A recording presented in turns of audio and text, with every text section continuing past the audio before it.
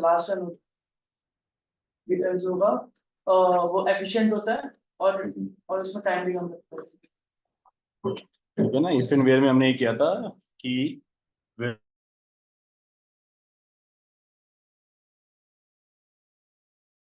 in multiple where conditions only last where will execute.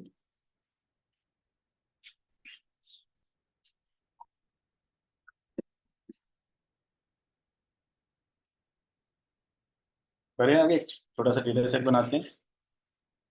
Data time input 2 column लेते हैं ID and salary.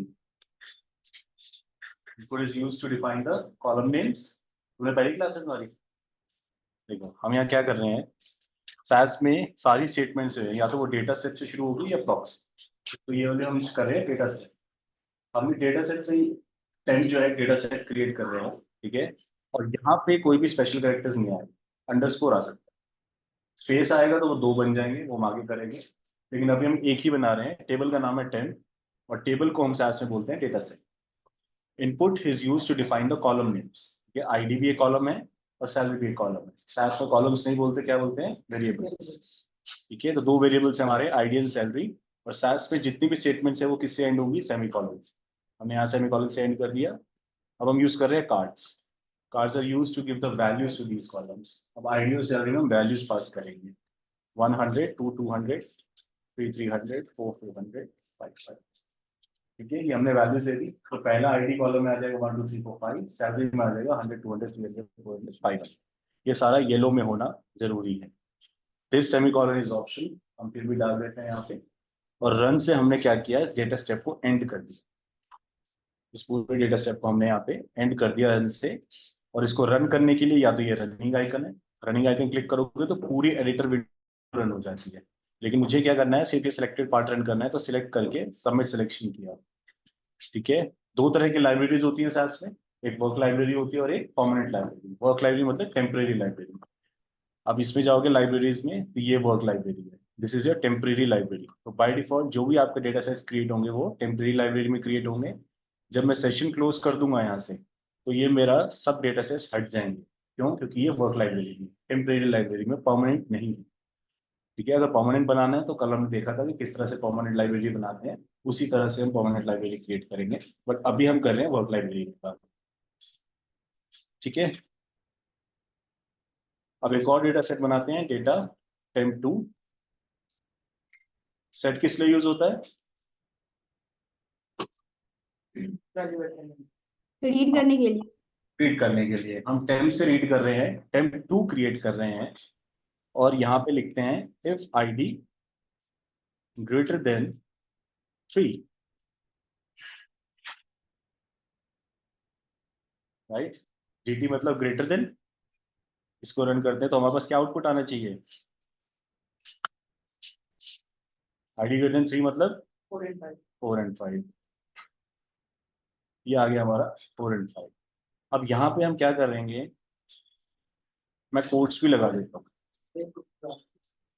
Sir हाँ जी। Sir ये जो explorer window है ना लेफ्ट साइड में, जहाँ पे ये टेम्प फाइल्स वगैरह दिख रहे हैं हमारे, जो जी। टेबल्स दिख रहे हैं, तो वो सर क्रॉस हो गया, उसके बाद वो आ नहीं रहा है। यहाँ कैसे उसको लाना है? व्यू से। ओके ठीक है सर, थैंक व्यू यू। में है सारे विंडोज।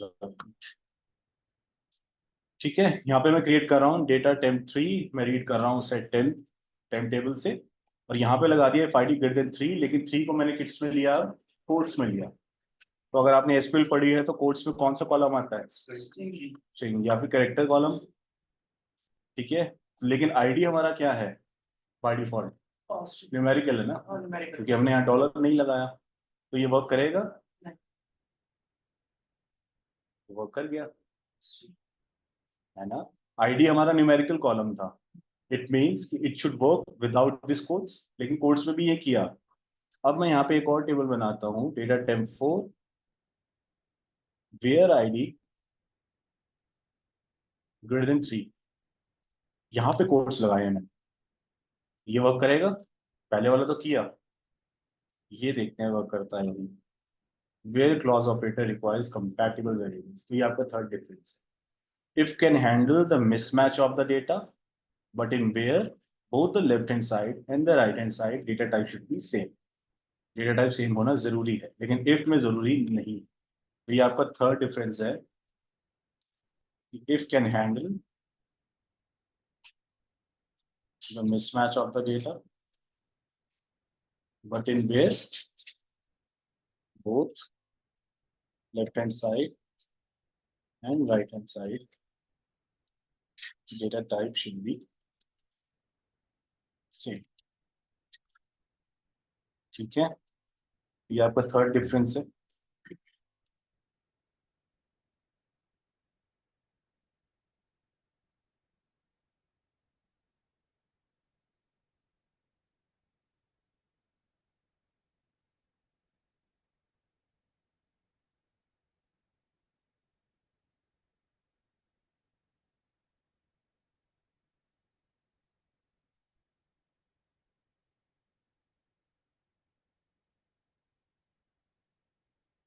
ठीक है, याद रहेगा, मोस्ट इंपॉर्टेंट है, हर बार पूछा जाता है इफ एंड वेयर में डिफरेंस, हर बार।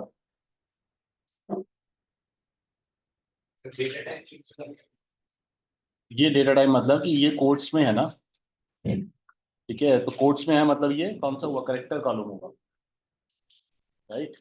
अब यहाँ पे देखो आईडी क्या है आपका, न्यूमेरिकल कॉलम है। अगर आप यहाँ पे जाके देखोगे तो ये नंबर्स है, आईडी आपका। तो नंबर होने के बावजूद हमने यहाँ पे कोट्स लगाया, ये तो मिसमैच हो गया, है ना। ये न्यूमेरिकल हो गया, ये करेक्टर हो गया, लेकिन फिर भी ये इफ में वर्क किया। और यहाँ पे अगर आप देखोगे न्यूमेरिकल है, करेक्टर है, वेयर में ये वर्क नहीं किया, है ना। तो इसका मतलब कि if can handle the mismatch of the data type, लेकिन वेयर में डेटा टाइप दोनों तरफ सेम होना जरूरी है। अगर यहाँ में मैं कोट्स हटा दूंगा तो ये चल जाएगा।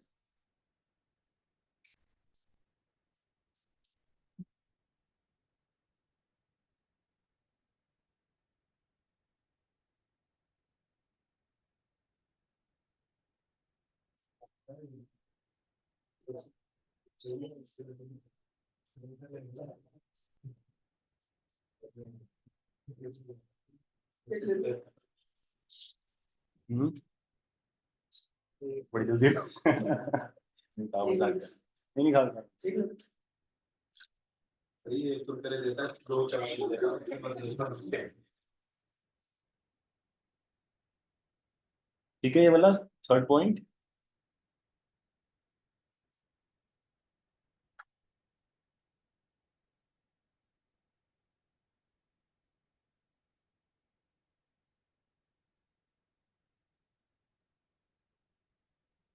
सर इसमें भी डेटा टाइप सेम हो गया। दो डेटा टाइप है, न्यूमेरिकल और करेक्टर, यस दिया है ना। सर मेन यूज कर रहा है, सर इसका मेन यूज कर रहा है। देखो सारा डेटा एनालिटिकल वर्क जो आप एसक्यूएल में कर रहे हो ना, वो आप SAS में भी कर सकते हो। जो भी आप पाइथन में कर रहे हो वो भी आप SAS में कर सकते हो। फर्क सिर्फ इतना है कि इसके अंदर कुछ इनबिल्ट स्टैटिस्टिकल प्रोसीजर्स हैं, स्टैटिस्टिकल फंक्शंस हैं जो दूसरे एप्लीकेशंस में नहीं है। ठीक है, जैसे फ्रीक्वेंसी निकालनी है, क्यूमुलेटिव फ्रीक्वेंसी निकालनी है, मीन निकालना है, स्टैंडर्ड डेविएशन निकालना है, तो वो जिस एक वन लाइन के साथ पूरी रिपोर्ट क्रिएट होकर आ जाती है, वो चीजें दूसरी एप्लीकेशंस में नहीं है। तो इसलिए स्टैटिस्टिकल एनालिसिस सिस्टम जहाँ पे भी स्टैटिस्टिकल एनालिटिकल वर्क होगा वहाँ पे दे प्रेफर SAS। कहाँ होता है, बैंक्स में, फार्मास्यूटिकल्स कंपनीज में, हेल्थ केयर में, इंश्योरेंस में, तो यहाँ पे स्टैटिस्टिकल वर्क ज्यादा होता है, तो इसलिए वो they prefer SAS। Setup download किया है तो सेटअप में तुम देखो अटैच कर दे।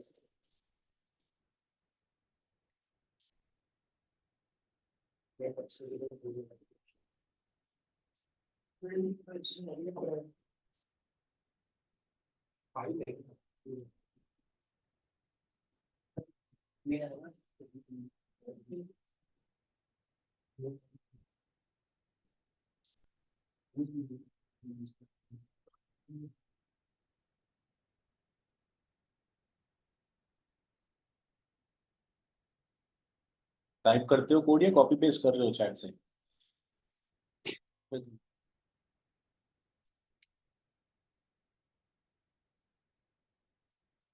अब तो फिर भी वर्चुअल इंटरव्यूज होते हैं, पहले फेस टू फेस जब होते थे ना, अभी भी होते हैं फेस टू फेस, पर पहले के मुताबिक नहीं होते इतना। तो हमें ये वैसे पेपर दे देते थे, और पेन लिखो, 4 जने सामने बैठे, हाथ कांप रहे हैं, वो पूरा कोड लिखना पड़ता था। तो बड़ी प्रॉब्लम आती थी क्योंकि हैंड से प्रैक्टिस ही नहीं थी लिखने की। अपने हाथ से लिखी हुई चीज याद रहती है, तो नोट्स में खुद बना रहे ना हाथों से, ये याद रहता है।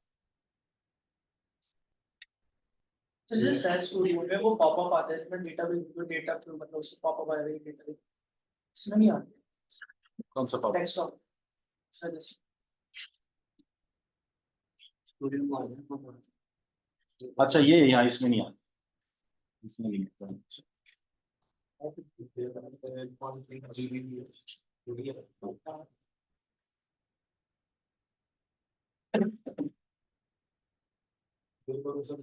के लिए सीधा पहले असेसमेंट भेज दिया, वो भी सीधा पायथन का। तो अच्छा है ना कि वो तो टाइम दे रहे हैं तुम्हें, फेस टू फेस नहीं करवा रहे। पायथन का ही आ रहा है ना, पायथन आता नहीं है अभी। चैट जीपीटी में कॉपी कर दो क्वेश्चंस वो। क्वेश्चन नहीं है, असाइनमेंट है। वो भेज दिया, डेटा भेजा है और पीडीएफ भेज दी कि तो ये डेटा में task कितनी है। रोज हैं? मैंने खोल के नहीं देखा। मुझे पता है ना खोलने का फायदा नहीं है, मैंने खोल के नहीं चैट देखा। जीपीटी इसलिए में पता कॉपी है कर दो, कुछ सेम टू सेम डेटा भी कॉपी कर दो, नीचे सेम क्वेश्चन लिख दो, वो सेम आपको आउटपुट सही देगा। भी कर लेते हैं। हाँ, और मैं तो हैरान हूँ आज के टाइम पे उन्होंने तुम्हें ऐसे दे कैसे दिया। अब तो वो वीडियो कॉल भी इसलिए करते हैं कि लोग चैट जीपीटी में सेकंड्स में आंसर ले आते हैं, हाँ, अगर फोन पे टेलीफोनिक होता है। एक अभी वायरल हुई है वीडियो, उसमें एक लड़का डेटा एनालिस्ट का इंटरव्यू दे रहा है, उसने स्क्रीन शेयर करी हुई है और उसने इंटरव्यूअर ने क्वेश्चन पूछा, वो वहाँ पे सर्च कर रहा है गूगल पे। इंटरव्यूअर का दिख रहा है, वो पूछ रहा है तुम्हें आता भी है या नहीं, क्योंकि हम तुम्हारी स्क्रीन देख पा रहे हैं। ये सब करते हैं, हमने भी खूब किया है। हमारे तो जैसे मेरे तो नोट्स बने हुए थे और 3-4 जैसे नोटबुक्स हैं पतली पतली, उसमें बीच में स्केल डाल दिया, रिमोट डाल दिया। पता है जॉइंस पूछने हैं, जैसे फोन पे पूछा वहां से फटाफट आराम से पेज स्विच किया और वहां से रीड कर दिया। अब तो एआई भी आ गया है ना, कि उसको अगर इंस्टॉल कर लो सिस्टम में, वो तुम्हारी आईज अपने आप यहाँ पे कैप्चर करके जैसी मूवमेंट हुई है जहाँ मर्जी वो देखते रहो, डिस्कनेक्ट हो कोई गया। दिक्कत नहीं, हमारी आंखें यहीं पे रहेगी। पता नहीं लाइफ में होता है कि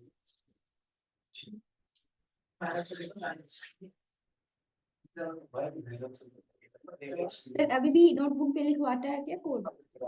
हाँ जी, अभी भी नोटबुक पे कोड लिखवाने के लिए देता है इंटरव्यू में? नहीं अब नहीं देते ज्यादा, अच्छा। वो सारे वर्चुअली वीडियो कॉल पे इंटरव्यू ले रहे हैं। तो अगर आप इंग्लिश में बहुत अच्छे से समझा पाते तो वो टाइप करने के लिए भी नहीं कहते, अगर उनको थोड़ा बहुत लगता है तो कहते चैट बॉक्स पे लिख।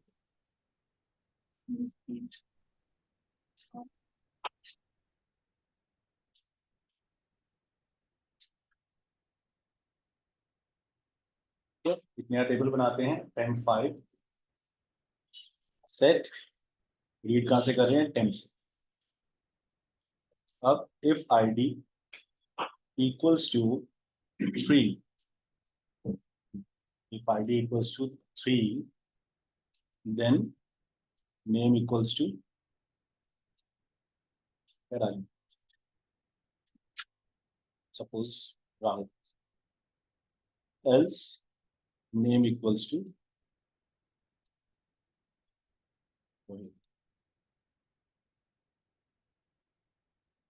if else लगाया हमने यहाँ पे, if id equals to 3, जहाँ पे id 3 है। अच्छा एक चीज नोटिस करो, यहाँ पे नेम कॉलम है ही नहीं, आईडी और सैलरी के साथ यहाँ पे टेम्प में नेम कॉलम है ही नहीं। अगर नहीं है तो क्या करेगा, क्रिएट कर देगा ऑटोमेटिकली।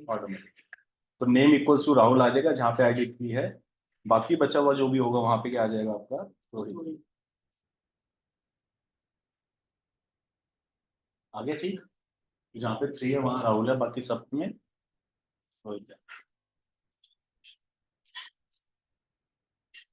तो अगर कॉलम एग्जिस्टिंग नहीं होगा तो बना देगा, अगर एग्जिस्टिंग होगा तो उसमें चेंजेस कर।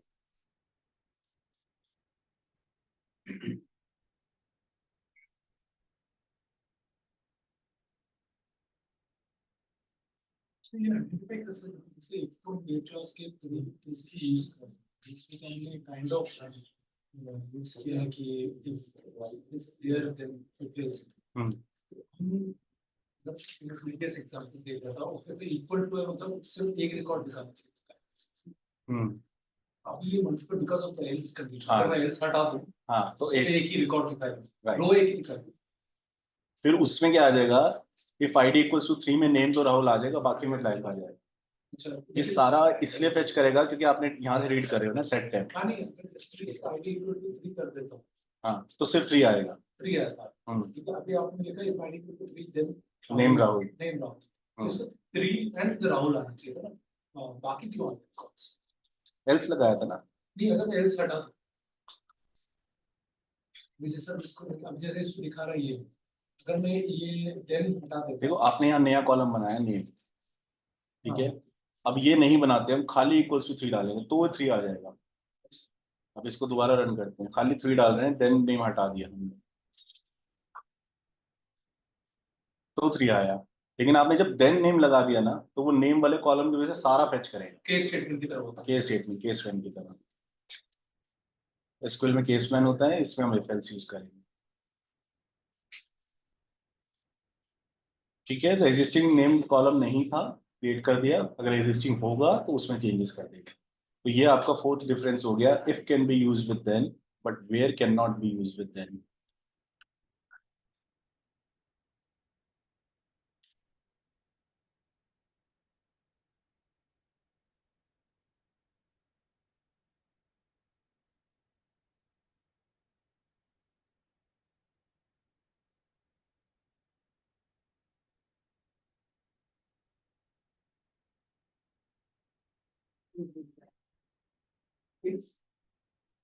If can be used with then but where cannot be used with then.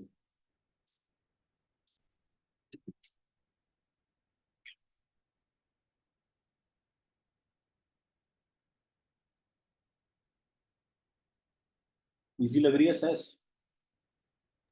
हाँ सर। युवराज को देखो, युवराज को पूरा रट गई होगी, है ना? क्या? हाँ, हम्म, है ना?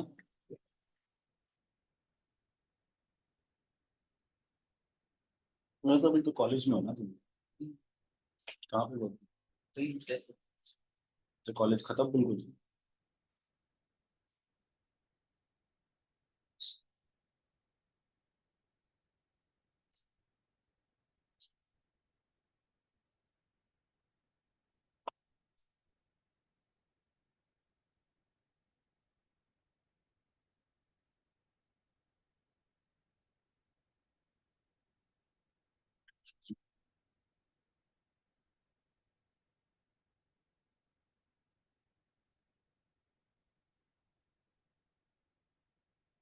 चलो कोई डाउट हो पूछ लेना, हमारी फर्स्ट क्लास है। या तो रिकॉर्डिंग्स घर पे देख लेना first। रिकॉर्डिंग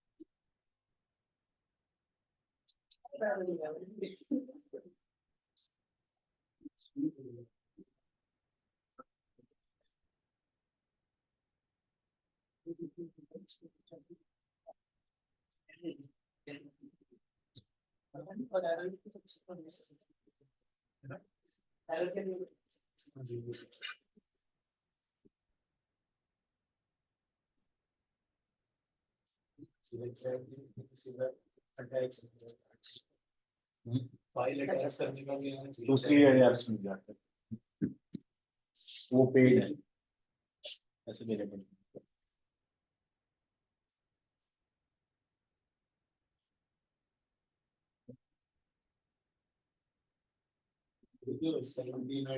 सिम्टम कंडीशन ये सब पर्सनल है। मशीन लर्निंग इसमें मशीन लर्निंग हाँ, पाइथन सेंटीमेंट और मशीन लर्निंग ही मैंने की। ये जब तक पैसे मिल रहे हैं तब तक नहीं। जब तक मार्केट में पैसे बढ़ते रहेंगे नहीं कर रहा। नहीं नहीं, मजाक कर रहा हूँ, लोग करना यार अच्छी बात है। वो अपनी अपनी सोच है। आज स्टार्ट होगी Python with machine learning, highest paying job US, top पे। और सबसे बड़ा पैकेज अगर इंडिया में भी देखा जाए डेटा साइंस में भी, पाइथन विद मशीन लर्निंग उससे बड़ा नहीं है। आराम से कमाओ।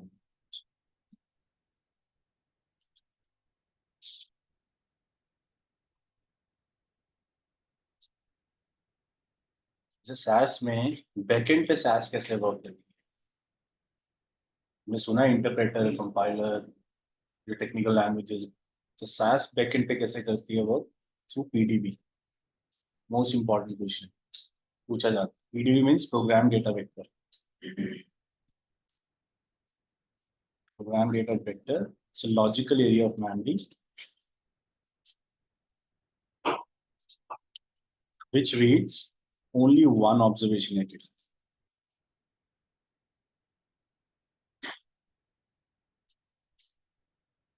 SAS एक एक ऑब्जर्वेशन रीड करता है। पहले एक रीड करेगा, फिर राइट करेगा, दूसरी रीड करेगा, राइट करेगा। इसलिए ये थोड़ा दूसरी एप्लीकेशन से थोड़ा स्लो।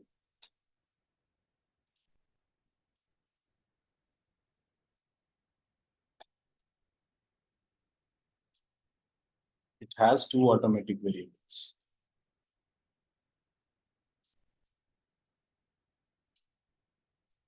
पहला underscore n underscore, second underscore error.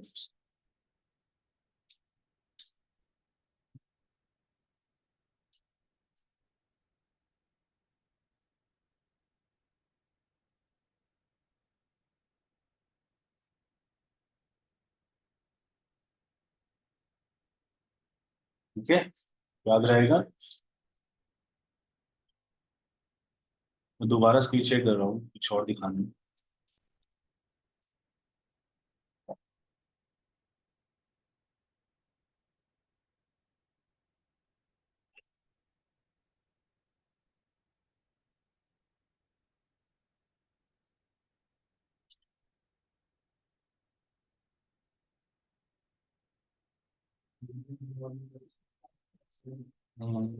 कुछ नहीं हो रहा।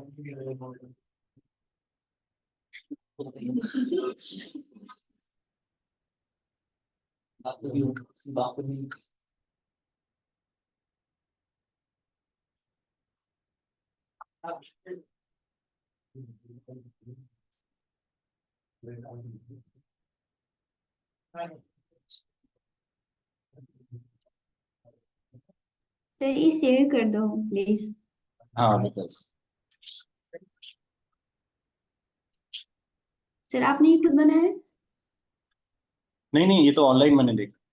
मैं लिंक शेयर अच्छा कर दूँ।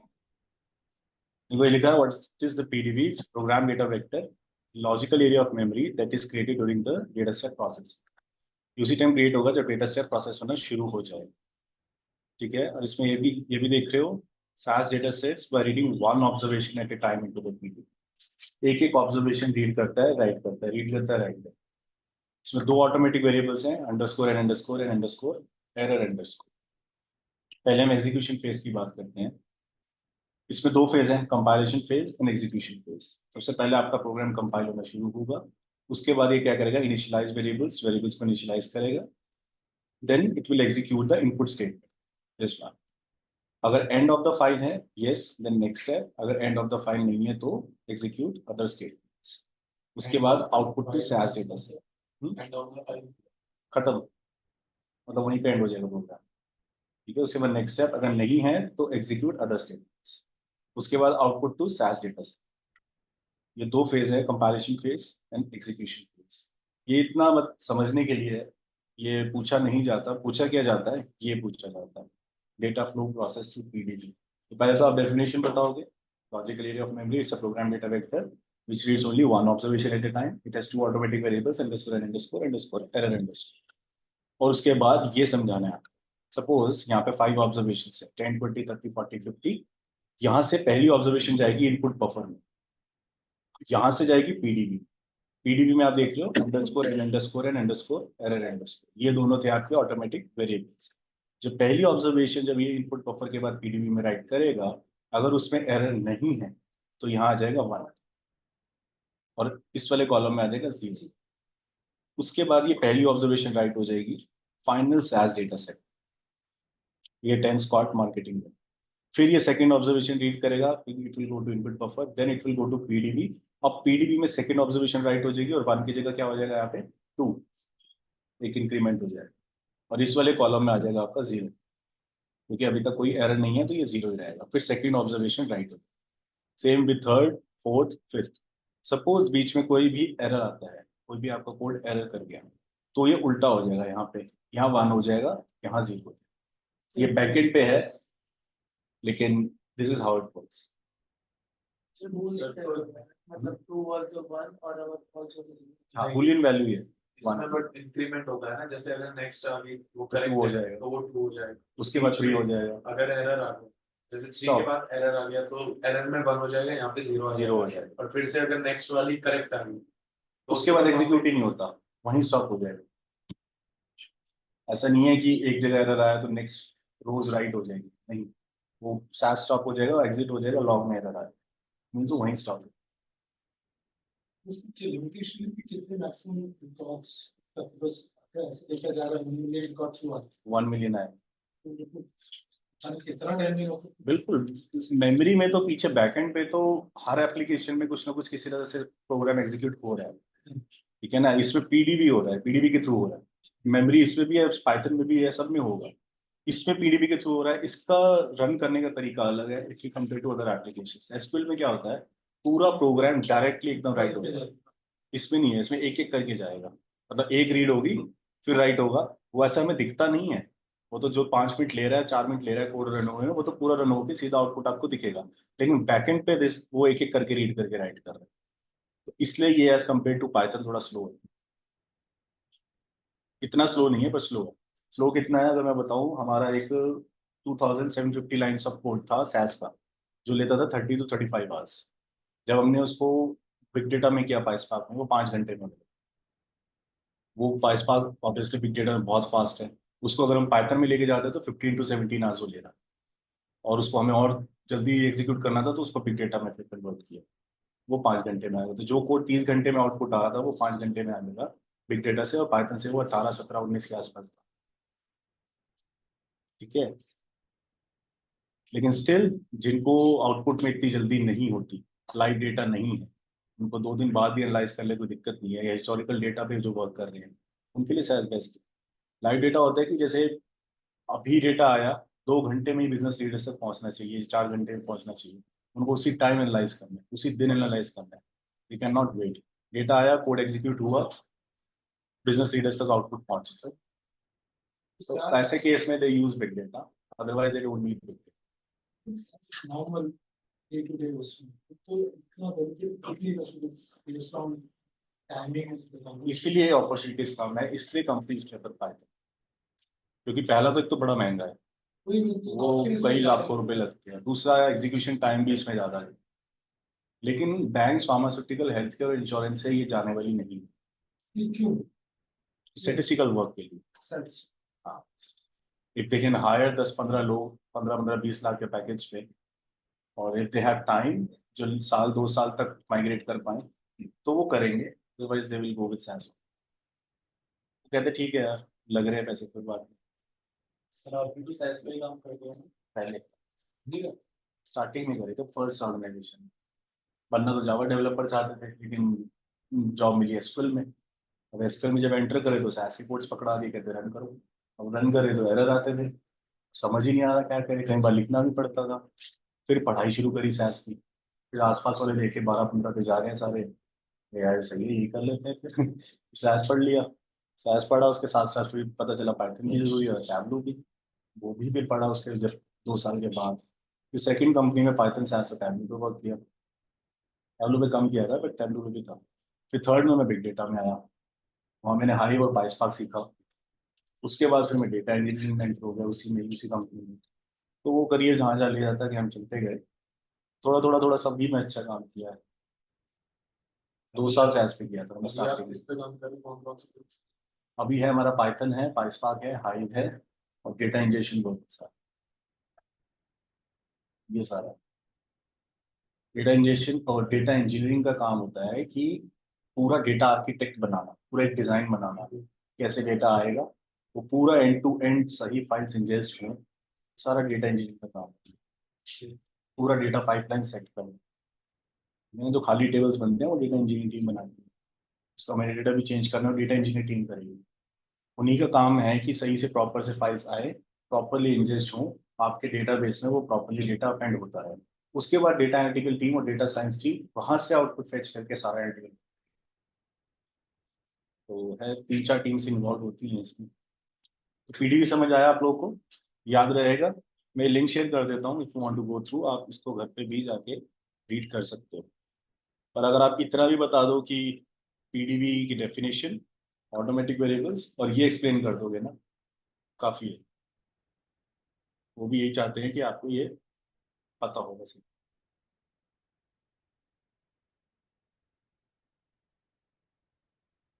अब आप इफ एंड वेयर का डिफरेंस याद है पहला, वेयर फास्टर था, एफिशिएंट था। ये रीजन है कि वो बफर में जाने से पहले एग्जीक्यूट हो जाता है, इसलिए फास्टर है। Where हाँ जी, बफर बफर से पहले ही वो एग्जीक्यूट हो जाएगा, इसलिए वो फास्ट है। सर ये जो अपने नीचे लगे तो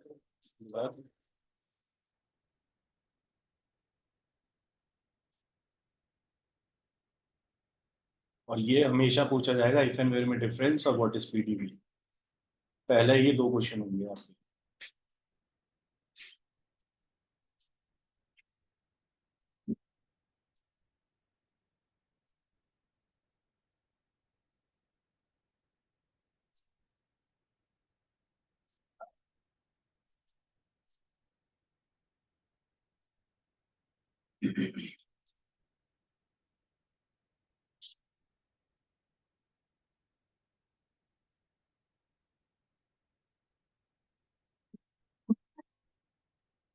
ठीक है,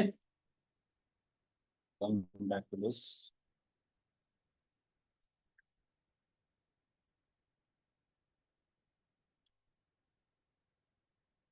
एक और डेटा सेट बनाते हैं, डेटा टेम्प 6, रीड करते हैं हम टेम्प से। अब एक नया कॉलम बना रहे हैं, क्या, न्यू अंडरस्कोर एसएल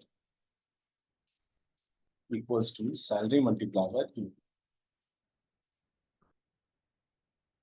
ये क्या करेगा, सैलरी जो न्यू सेल एक नया कॉलम बनाएगा, ऑलरेडी एग्जिस्टिंग नहीं है टेम्प में। टेम्प पे हमारे पास 2 ही हैं, आईडी और सेल। लेकिन हम जो टेम्प 6 बना रहे हैं, टेम्प से जो हम रीड कर रहे हैं कॉलम्स को, उसमें एक टेम्प 6 में नया कॉलम बना रहे हैं, न्यू अंडरस्कोर एसएल, और एग्जिस्टिंग कॉलम सैलरी को मल्टीप्लाई कर रहे हैं 2 से। इसमें कोई फंक्शन या कीवर्ड लिखने की जरूरत नहीं है, कुछ अगर नहीं। न्यू कॉलम बनना है। कुछ नहीं, तभी सैस अच्छी लगती है। आज भी सैस बहुत पसंद है, इसलिए कि इसमें ज्यादा कुछ प्रॉब्लम्स नहीं आती, पाइथन में थोड़ी आ जाती है। ठीक है, तो ये न्यू सेल आपका एग्जिस्टिंग नहीं था, तो लेफ्ट हैंड साइड पे जो भी आप कॉलम का नेम दे रहे हो, अगर वो एग्जिस्टिंग नहीं होगा तो नया क्रिएट कर देगा।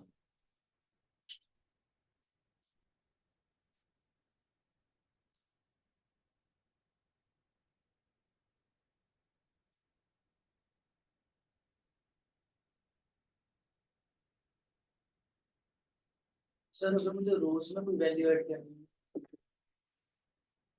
एक नल होती है उसमें वैल्यू ऐड करनी इफ से हो जाएगा, इफ एल्स। है, हाँ where ID is equals to, हाँ, if ID equals to, null की जगह आप दे दोगे single quotes, then name equals to, वो चेंज हो जाएगा।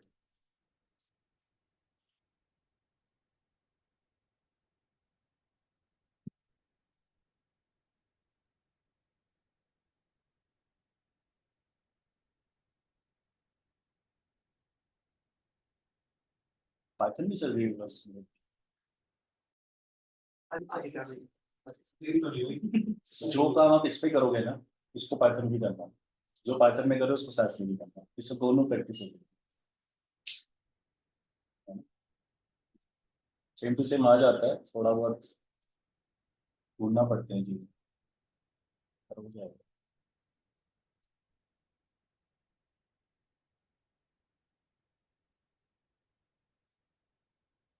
बहुत अच्छी प्रैक्टिस होगी अगर आप कोई सारे असाइनमेंट्स एक दूसरे एप्लीकेशन के सेम दूसरे।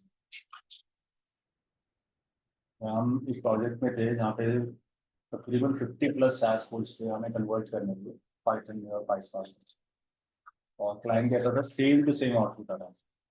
सेम टू, कुछ भी चेंज नहीं होना। अब इसमें बड़ी अच्छी चीजें थी कि इनबिल्ट प्रोसीजर्स थे, 2 लाइन लिख के आउटपुट आ गया। अब उसी को पाइथन में लाने के लिए हमें पूरा लॉजिक बिल्ड करना पड़ा, पूरा कोड लिखना पड़ा, बहुत टाइम लगा। लेकिन उससे ये पता चल गया कि ये चीज जो हम साइंस में कर रहे थे ये पाइथन में इस तरह से हुई।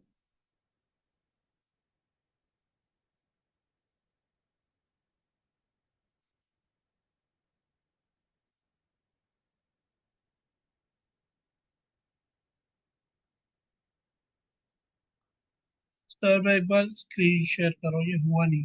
जी दिखाओ।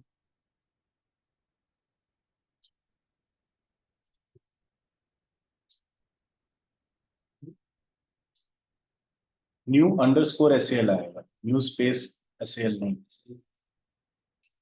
एक कॉलम है तो या तो अंडरस्कोर आएगा या खाली न्यू या खाली सेल। अब रन कर, अभी भी रन नहीं होगा ये, क्योंकि आपका व्यू टेबल ओपन है। जब व्यू टेबल ओपन होता है तो वो ओवरराइट नहीं करता। अब रन कर।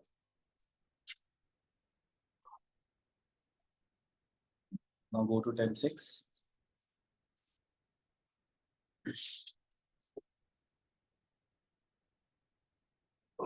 और है कोई किसी का जो रन नहीं हो रहा है? साइड बाय साइड करते रहो ताकि बाद में प्रॉब्लम ना आए।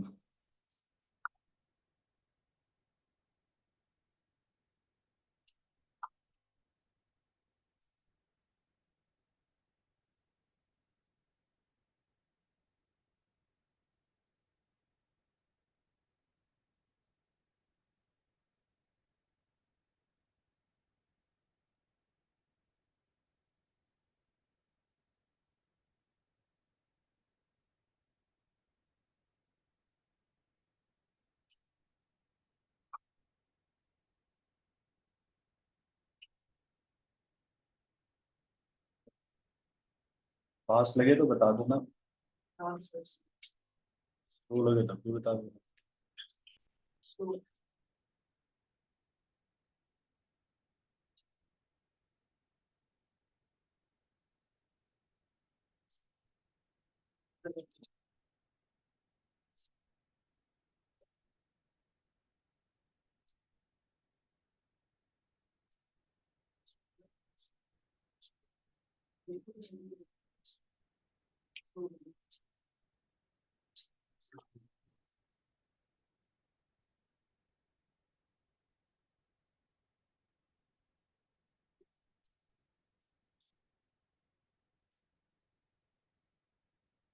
ठीक है, चले आगे।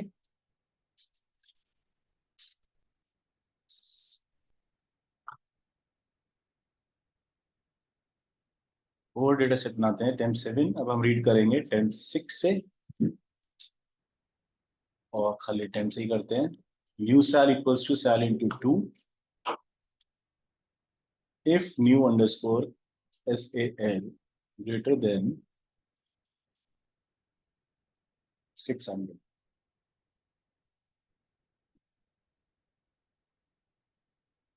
ये क्या कर रही है? डेटा सेट क्या कर रहा है?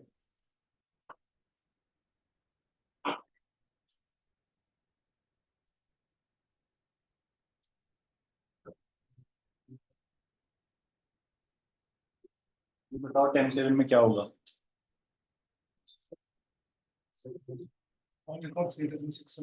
कौन सा टेबल बनेगा? डेटा सेट का नेम टेम्प 7 कहाँ से रीड कर रहा है? टेम्प से। नया कॉलम बनेगा न्यू अंडरस्कोर एसएल मल्टीप्लाई होके सैलरीज, सैलरी को मल्टीप्लाई किया 2 से और नया कॉलम बन गया न्यू अंडरस्कोर एसएल। और एक कंडीशन लगा दी हमने, if condition, if new underscore SL 4 और 5 ग्रेटर देन 6। 4 और 5 4 और 5 वाला आ जाएगा। डेटा 7 में चलते हैं, टाइम 7 में तो ग्रेटर देन 600, ये नया कॉलम जो हमने बनाया था न्यू अंडरस्कोर एसएल, उसी में हमने एक इफ कंडीशन लगा दी। If this new column greater than 600 तो हमारा है 800 और 1000। इसमें ब्रैकेट से लगाना मतलब जैसे इसके बाद इसके बाद ब्रैकेट, इसमें सब नहीं होगा।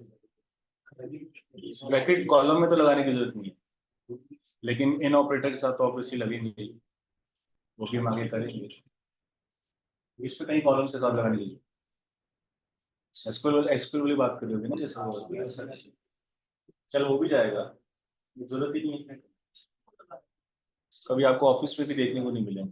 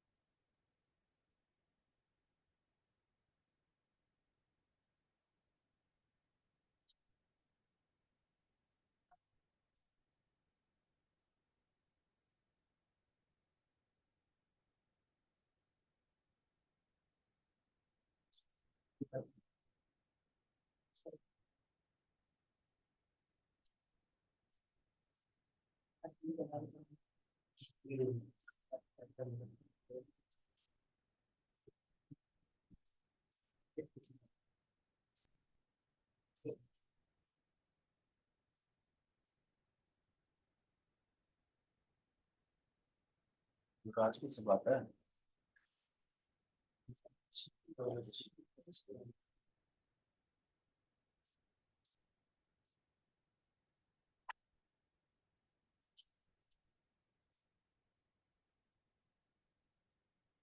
बात तो कोई क्लास नहीं है।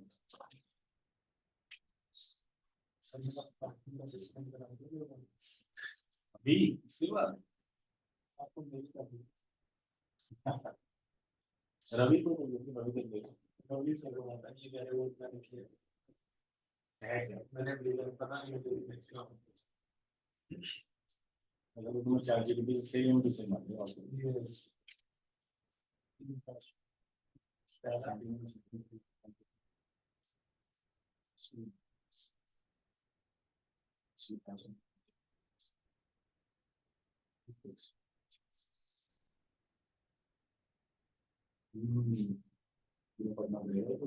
कितनी शीट्स दी होंगी? हर टास्क की 2 शीट है। डेटा मेरे ख्याल से ज्यादा है सर, 31 रो है पहले शीट में। नीचे क्या टास्क 2 टास्क 3 3 टास्क दिए हैं। हाँ 3 टास्क है इस सेकंड।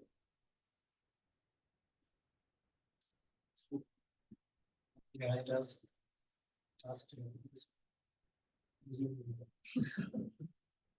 ये तो टैलेंट है। इस दो लड़की में क्या क्या आता है? कौन सी कंपनी है जिसकी एक्सियम आ रही है, एक्सियम है, एक्सियम रे मुंबई की है क्या? बैंगलोर का बोला है उसमें भी, अब ये पता नहीं।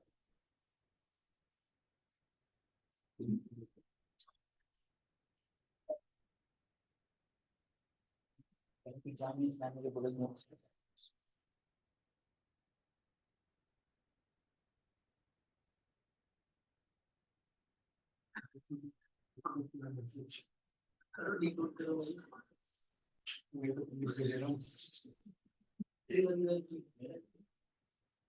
हाँ ये 1150 एम्प्लॉइज छोटी है तो मेरे ख्याल से स्टार्ट करती है। कभी ले लिया मैंने, ऐसे तो कोई भी करवा ले।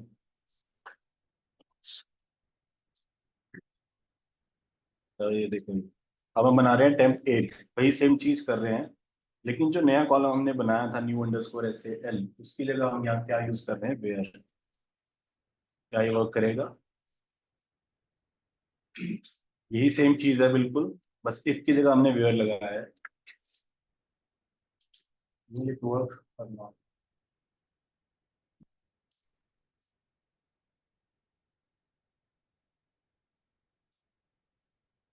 करेगा नहीं।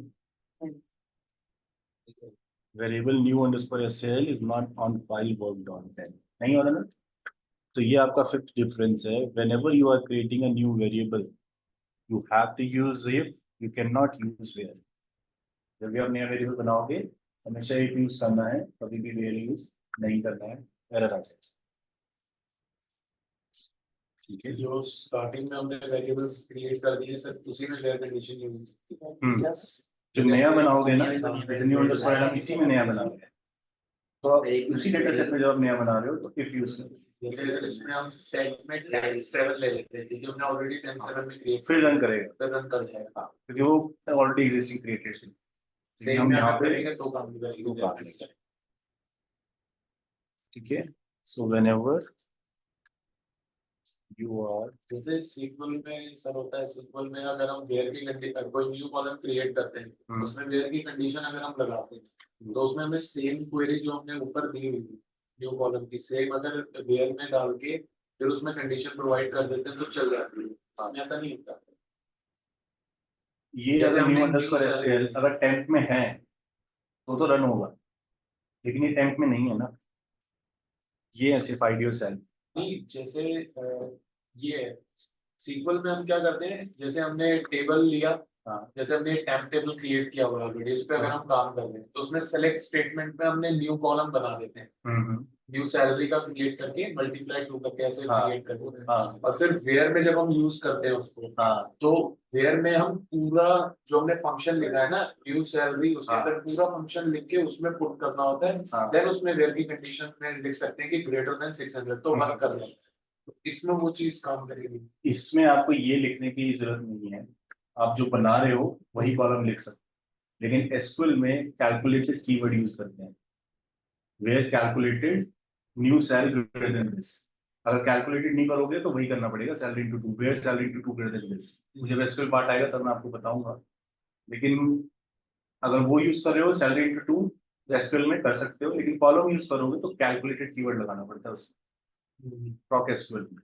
और यहाँ पे आप कर सकते हो, अगर आप खाली उसकी बात करें ना सैलरी इंटू 2 की, तो यहाँ करते हैं काम, इफ में लगा देते हैं salary into 2 greater than this. ठीक है, और यहाँ कर देते हैं टेम्प 9। ये कह रहे थे आप, ये कह रहे थे ना, आपने कहा कि कॉलम की जगह हम कैलकुलेशन जो कर रहे हैं वो शो करें, तो वो यहाँ वर्क करी। आप कॉलम नेम भी लिख सकते हो, आप ये भी लिख सकते हो, लेकिन जो प्रॉक एसक्यूएल होगा ना उसमें या तो ये यूज करो, अगर ये यूज करना है ना तो कैलकुलेटेड ब्रैकेट में न्यू अंडरस्कोर सैलरी, मुझे आएगा तब बताऊंगा, लेकिन हाँ इससे भी कर सकते हैं बस।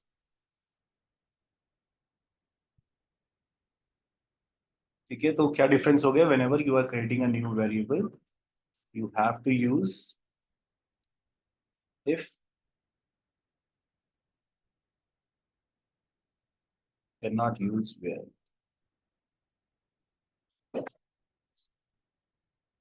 ठीक है, whenever you are creating a new variable you have to use it, you can use where, ये याद रखना है। if id equals to 3 then name now, let's name this किया है।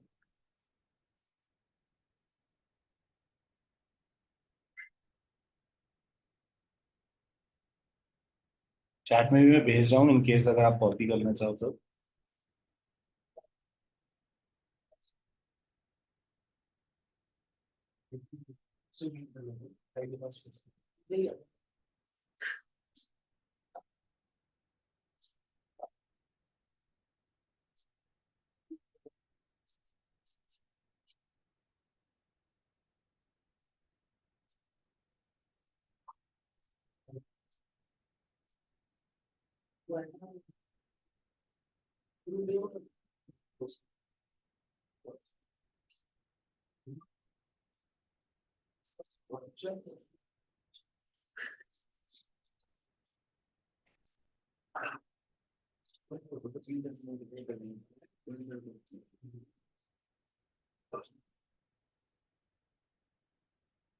घंटा डेढ़ का काम है तुम्हारा साहब ये।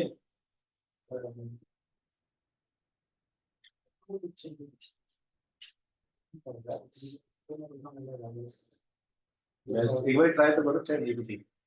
सर मैं पेस्ट तो कर रहा हूँ, बट ये डेटा जो है ना एक स्टेटमेंट में पेस्ट होता है जो एक्सेल में, तो वैसे टेस्ट कर लेगा। एक्सेल का सारा कॉपी करो, कंट्रोल ए कंट्रोल सी और मार्क पेस्ट कर दो, क्यों नहीं होगा। लेकिन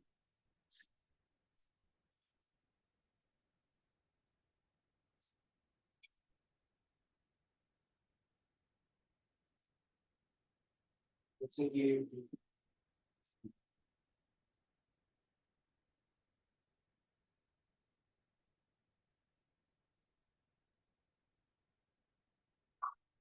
इस तरीके से पेस्ट हो रहा है, तो ये ऑटोमेटिकली इसमें कर लेगा।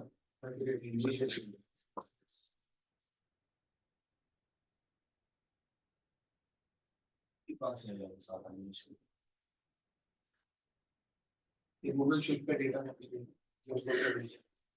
इसमें तो कॉलम्स है ना, ये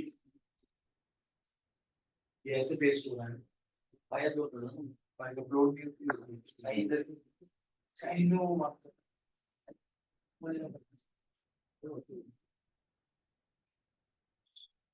दो रो करना हो सकती सब कुछ मांग लो।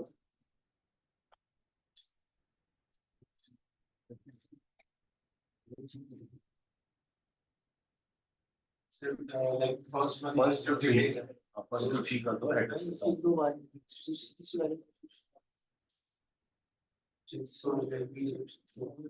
ये पूरी की पूरी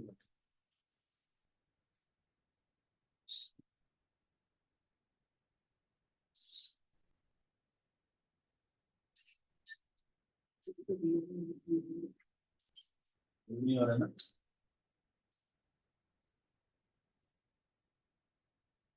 दूसरी ऐप से बड़े जिसमें फाइल अपलोड कर पाए। क्या उसमें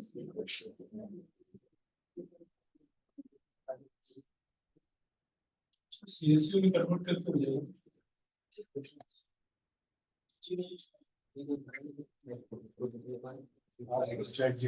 सीएसवी में कन्वर्ट करके ना, ये इंटरनेट आ रहा है, नहीं कर रहा कौन सा ऊपर भी आया ना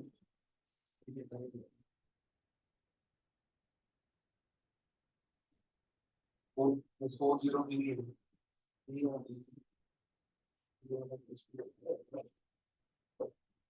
ठीक है यहाँ तक।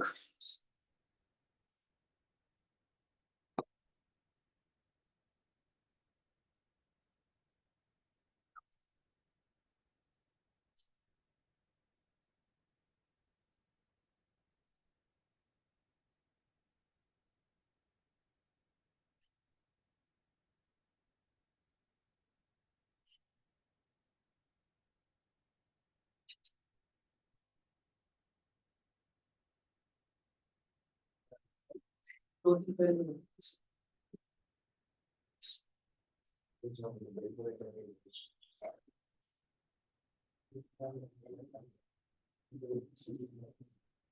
आप दोनों भी कहीं वर्किंग हो, कॉलेज पास आउट।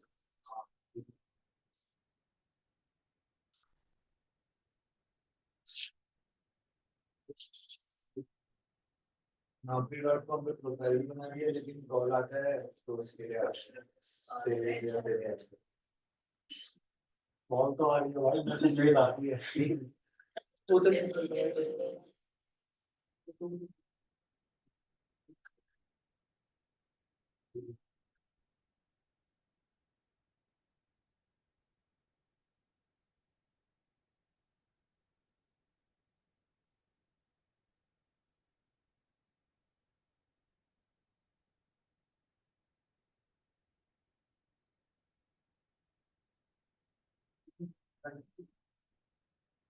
अभी तक हम कैसे फेच कर रहे थे कि if ID equals to 3, if where ID greater than, if ID greater than, right. हम कॉलम नेम दे के कर रहे थे। अब अगर कोई बोले कि हमें रोज फेच करनी है, हमें नहीं पता क्या कॉलम नेम है, मुझे टॉप या थर्ड रो फेच करनी है, तो हम क्या करेंगे, इफ अंडरस्कोर एंड अंडरस्कोर, याद है ऑटोमेटिक वेरिएबल्स, इक्वल्स टू 3।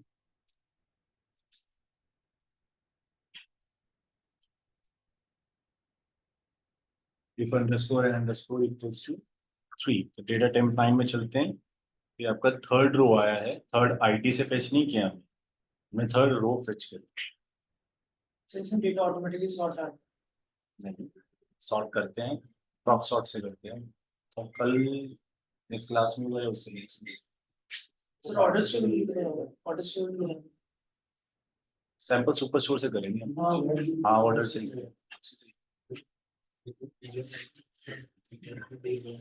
ठीक है, तो अगर रोज से फैच करना है तो अंडरस्कोर एंड अंडरस्कोर करेंगे।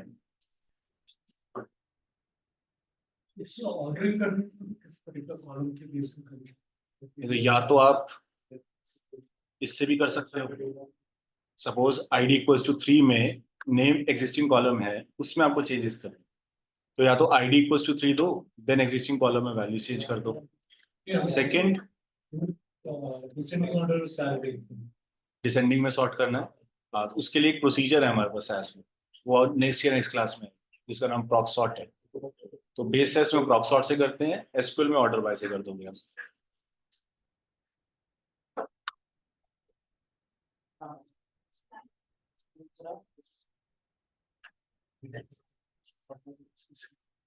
अभी SQL सबने पढ़ा है ना, SQL में अब मुझे यहाँ पे जैसे इक्वल्स टू 3 निकाला है, मुझे फर्स्ट और 5 ऑब्जर्वेशन फेच करनी है,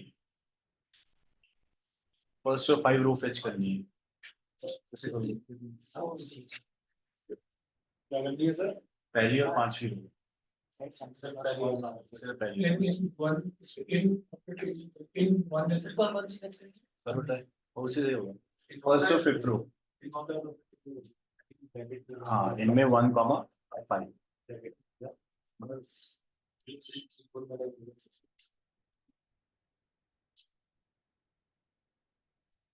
SQL हर एप्लीकेशन में इसलिए डाल देते हैं कि कुछ लोगों को ना जैसे SQL आती है बाकी नहीं आती, एटलीस्ट वो काम कर सकते। इसमें भी SQL चलती है, पाइथन में, बिग डेटा में भी, इवन क्लाउड में भी है क्वेरी। SQL तो इसलिए करनी चाहिए।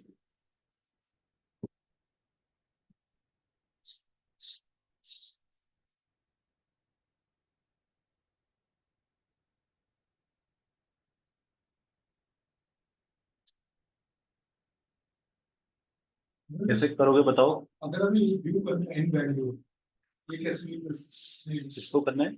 सबने एक एंड इक्वल टू 3 लिखा है, हम्म, लेकिन मेरा जो 10 है उसमें कौन शो कर इन वैल्यू हाँ, और वैल्यू की एंड क्या है, अगर मुझे वो देखना है कि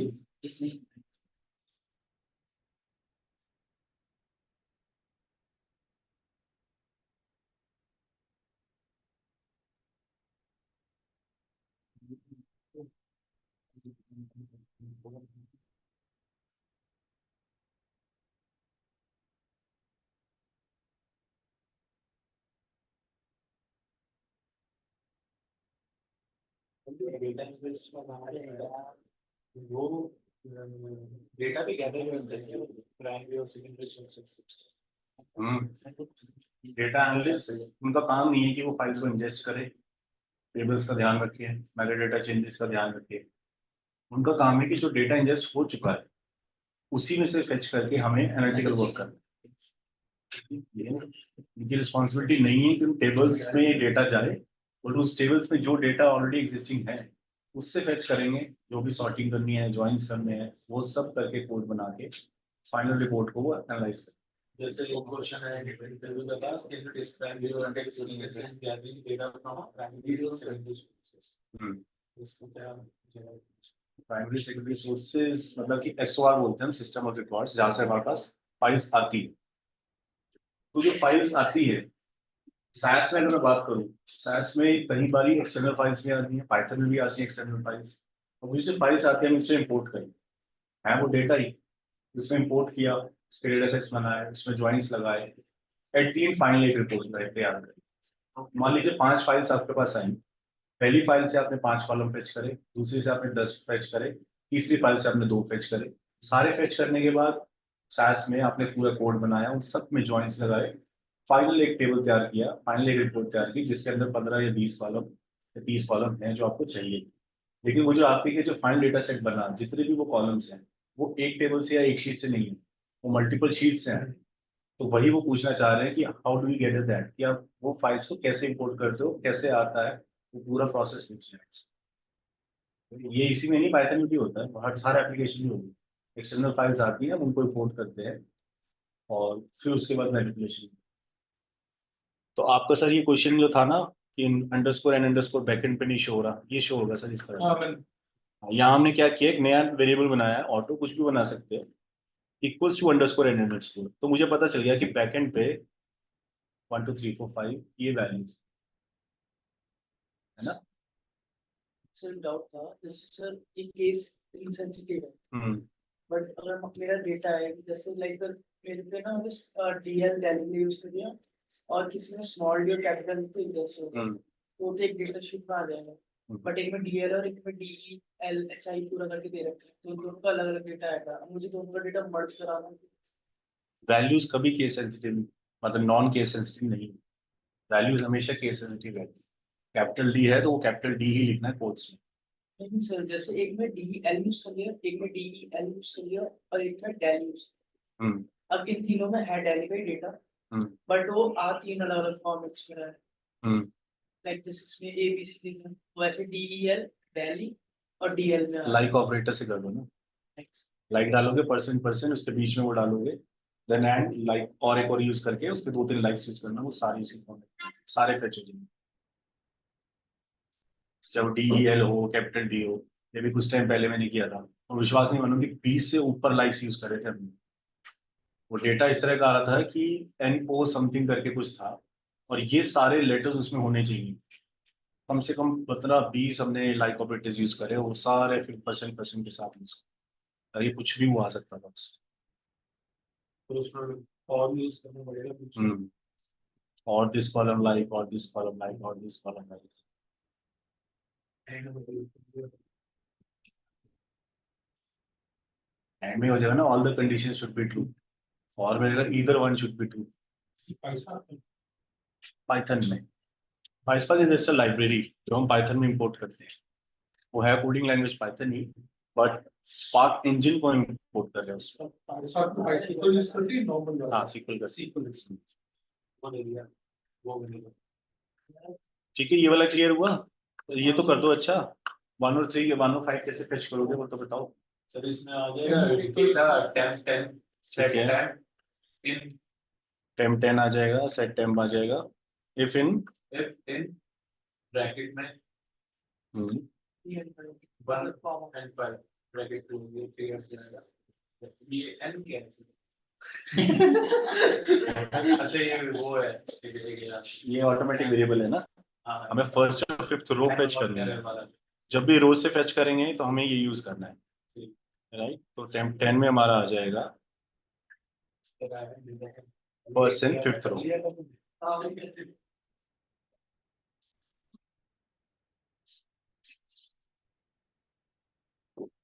ठीक है,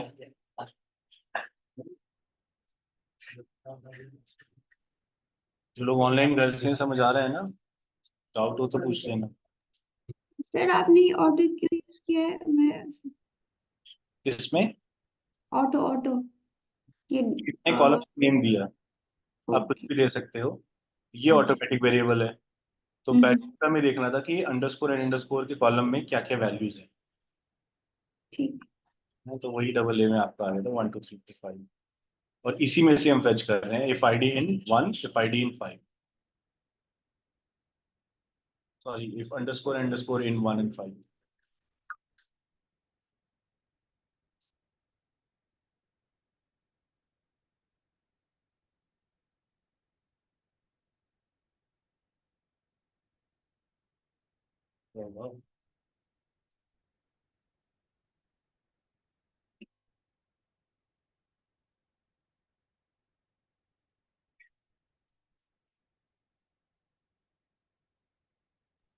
सर इसको प्लीज आप रिपीट कर दीजिए, जो डेटा ए ए आपने जो लिखा है ना, वो कनेक्शन इंटरनेट चला गया था मेरा ऐसी। कोई नहीं, ये सुना था ना, अंडरस्कोर अंडरस्कोर क्या होता है, हाँ पीडी जी ऑटोमेटिक वेरिएबल्स होते हैं। जब जी। पहली ऑब्जर्वेशन राइट होती है तो इसकी वैल्यू 1 होती है, सेकंड जब राइट होगी तो इसकी फिर 2 हो जाएगा, 3 हो जाएगा, 4 हो जाएगा।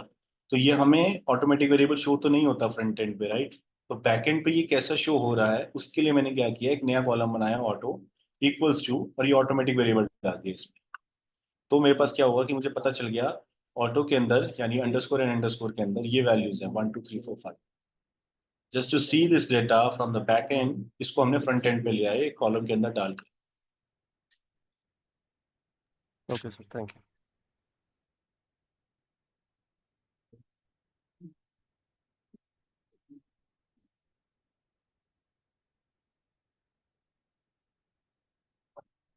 अच्छा, एक और टेबल बना दो 10 11, इसमें से 4th रो डिलीट कर दो। 4th रो डिलीट करनी है हमें। अभी तक तो हम फेच कर रहे थे, अब हमें डिलीट करनी है।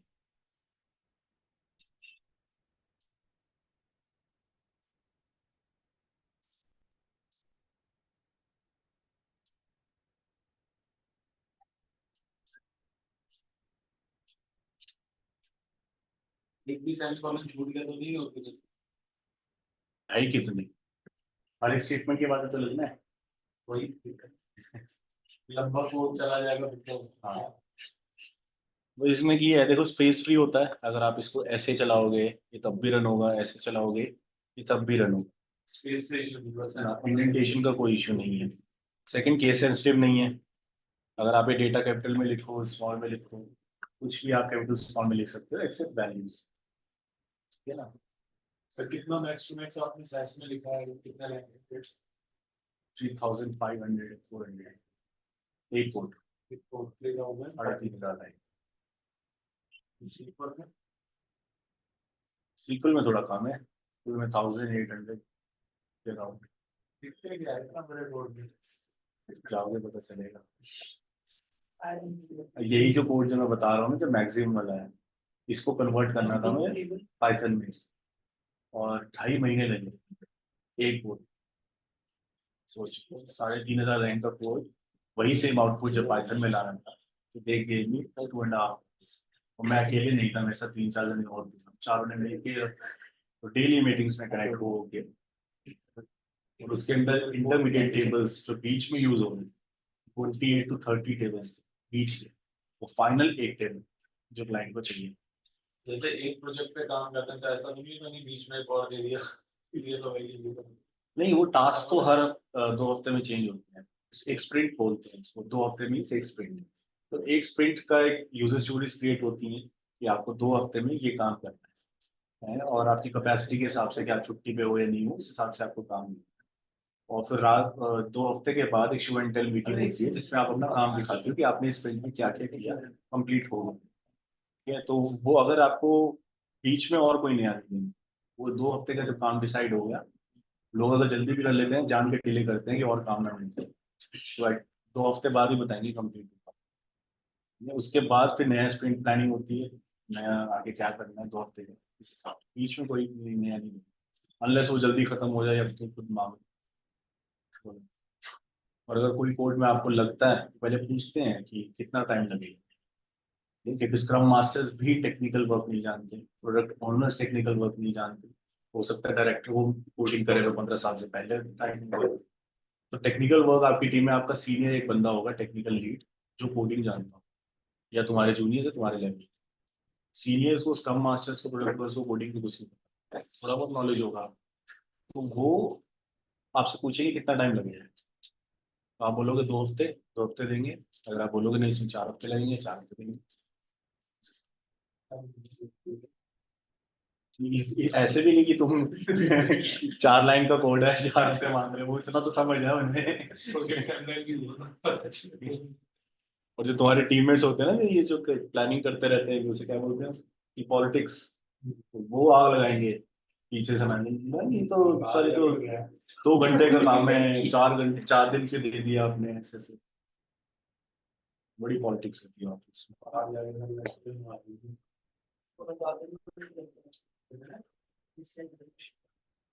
हुआ किसी से डिलीट?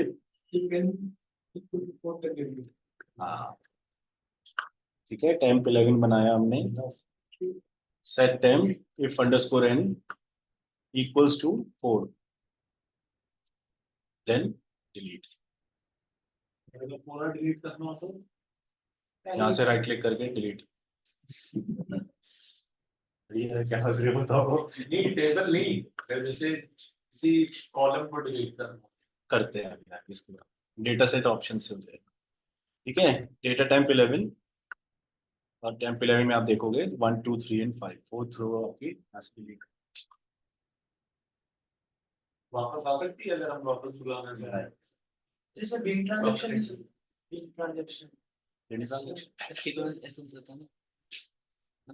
बिगिन ट्रांजैक्शन फिर रोल बैक करके डिलीट करेंगे तो दोबारा रोल बैक करेंगे तो आ जाता है पहले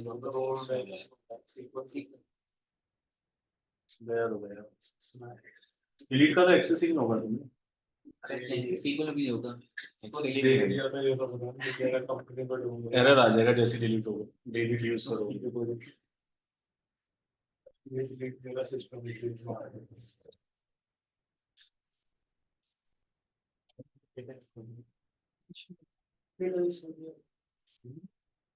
बहुत बड़ी एस्केलेशन हो जाती है अगर ऐसा कुछ एक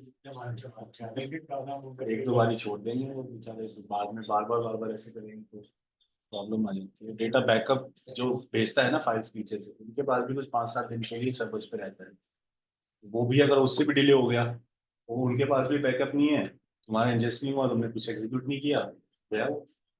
अब क्या करोगे, उससे भी पीछे जाओगे जहां से फाइल्स आई तो वो वहां से पूछेंगे कुछ प्राइमरी कीज जो होती हैं, कस्टमर आईडीज हो गया या एप्लीकेशन नंबर्स हो गए, वो बताएंगे कि इस डेट से इस डेट तक के एप्लीकेशन वापस नहीं आएंगे, दोबारा से नहीं। लेकिन प्रॉब्लम हो जाती है वो बहुत।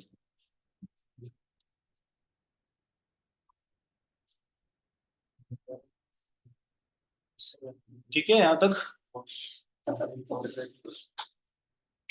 अब एक काम करो, इफ की जगह ना वेयर यूज करो यहाँ पे ना अंडरस्कोर के साथ, तो बताओ आ रहा है नहीं आ रहा।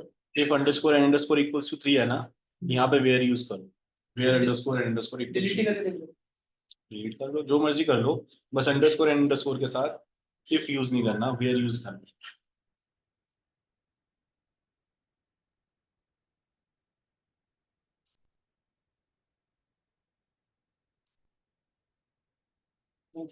क्या एरर आया?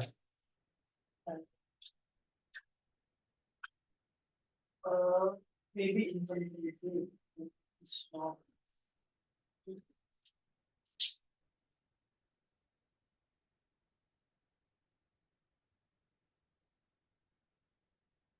टेम्प 12 इफ की जगह हमने क्या यूज कर रहे हैं यहाँ पे, वेयर। इसको रन करते हैं, variable underscore end underscore is not on file worked out. तो मेरे को इतना बड़ा error है। और टेम्प 12 को आप डबल क्लिक करोगे, क्या है, 0 ऑब्जर्वेशन। इसका मतलब ऑटोमेटिक वेरिएबल्स के साथ you can only use if, you can not use. ये आपका 6th डिफरेंस है। Seventh. 7th है। अगर तुमने ये डिफरेंस सारे इंटरव्यू को बता दिए ना, उसको भी नहीं बताऊंगा ये सब, खुश हो जाएगा और तुम्हें, आप लोग को इतना पता है। if can be used with automatic variables but where cannot be used with automatic variables।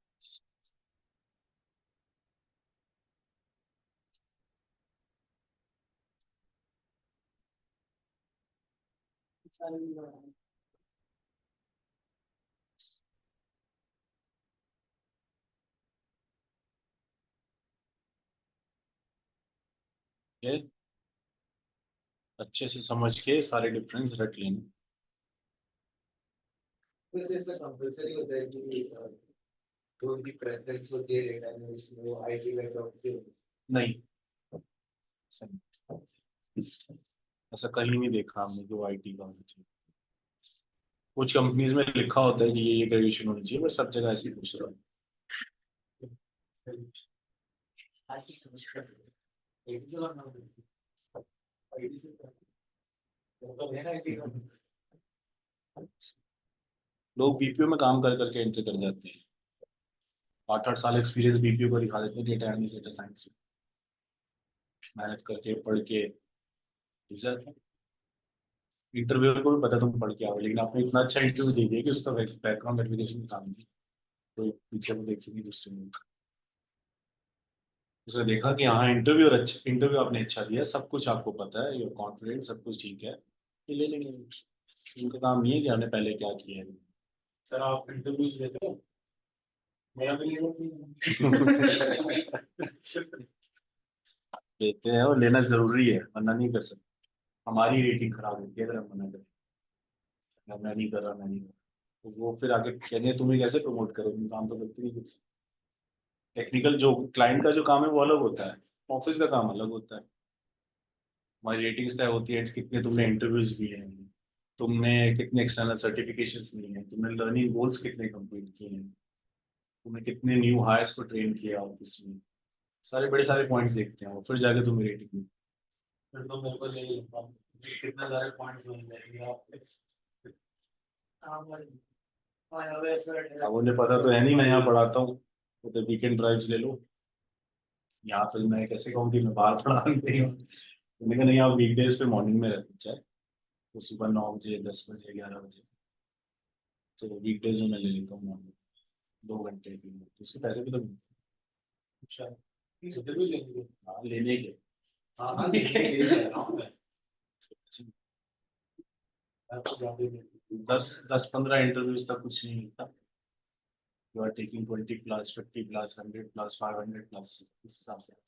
एक दिन में या फिर नहीं नहीं, टोटल महीने।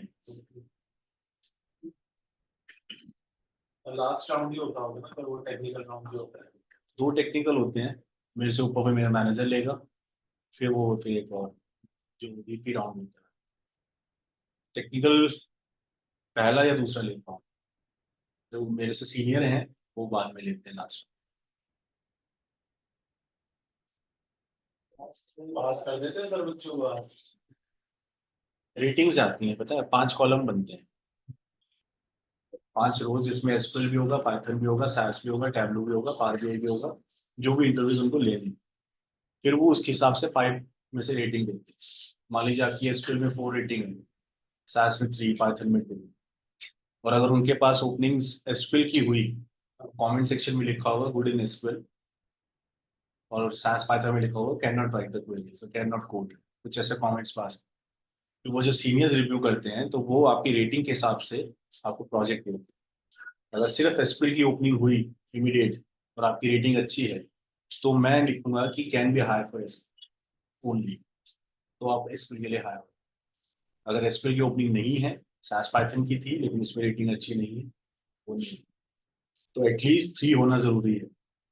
3 में क्या होता है कि वो होल्ड पे रख लेंगे, 4 और 5 तो पहले उनकी प्रेफरेंस दी जाती है कि जिसके 5 या 5 तो बहुत रेयर होते हैं, वो 4.5 ऐसे नहीं, तो फिर वो जब दे दिए तो उनका पहले सिलेक्शन हो। मान लीजिए उनमें भी नहीं हो रहा कोई, फिर 3 वाले को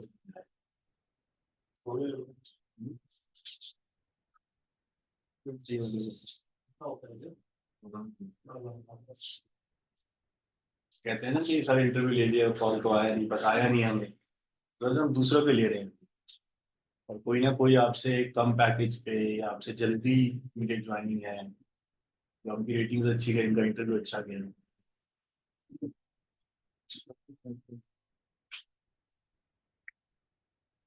ठीक है, तो ये 6 याद रहेंगे। लास्ट वाला, it can be used with automatic variables but where can not be used with automatic variables. Sir कभी ऐसा हुआ है कि मतलब यहाँ कोई स्टूडेंट पे मतलब नहीं, अभी तक तो नहीं हुआ। या मैं भी यही सोचता हूँ, पता चला कैमरा ऑन करेगा ये सर आप। मैं नहीं पूछूंगा उस दिन, आए हो तुम मतलब मेरे सामने, आप मैं बता देना सर आपसे पढ़े हुए, 10-15 मिनट मस्ती करेंगे, बातें करेंगे वीडियो कॉल, मुझे खाना भी तो है हमने कि बात करिए कुछ, कहेंगे इतनी जल्दी आपने हायर कर लिया। चलिए सामने कुछ सर ये आपने पढ़ाया नहीं था। तो मुश्किल हो जाएगी आपसे। सर आने पड़ा है। आज ही मेल करूंगा सर, मैं रेज्यूमे दूंगा आपको। तो मैं इतने ज्यादा वो नहीं है, पता अप्रोच देखते हैं वो, दे आर नॉट एक्सपेक्टिंग कि आप सारा बताओ। कोई भी कोडर जो होते हैं ना, वो एकदम से माइंड में स्ट्राइक नहीं करती चीजें, they want to know the approach कि आप कहाँ तक पहुंच पा रहे हो। अगर आप 70% 60% भी सही लिख पा रहे हो ना, वो हायर कर लेंगे, क्योंकि बाकी 30% you can Google it easily, आपको पता है क्या करना है। लेकिन आपको यही नहीं पता करना क्या है, पहली लाइन लिख नहीं पा रहे हो, फिर वो से थोड़ा बहुत भी 50-60% अगर आप ठीक लिख रहे हो आप हायर हो सकते। इसलिए ज्यादा से ज्यादा इंटरव्यूज हो, यू नेवर नो कब आप हायर होंगे। मैं अपना लीस्ट बताऊं ना, 2 क्वेश्चन में हायर हूँ, 2 क्वेश्चन में, वो भी थ्योरेटिकल था।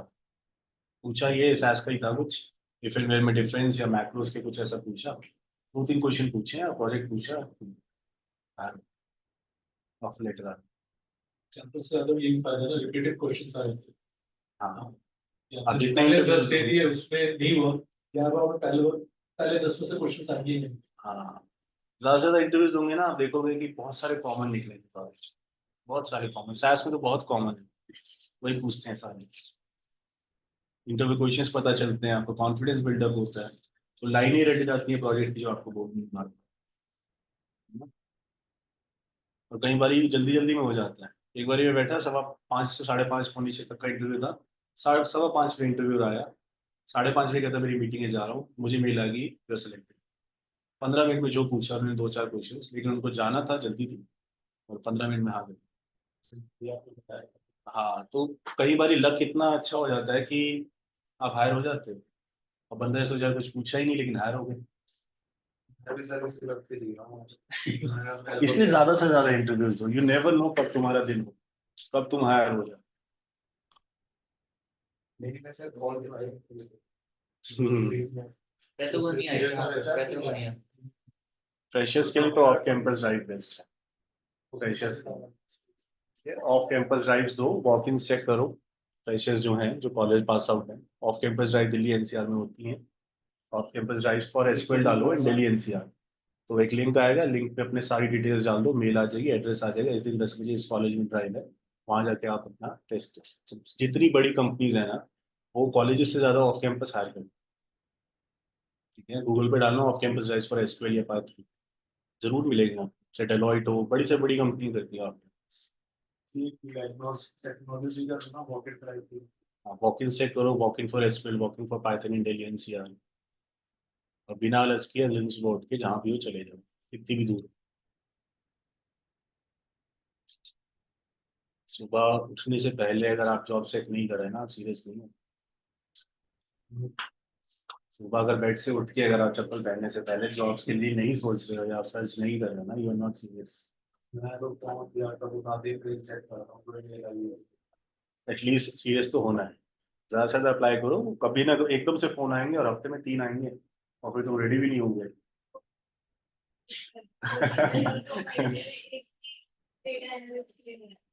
नहीं आएगा। सीरियस का आ गया ना, इसमें क्या स्किल्स में देखने का होगा।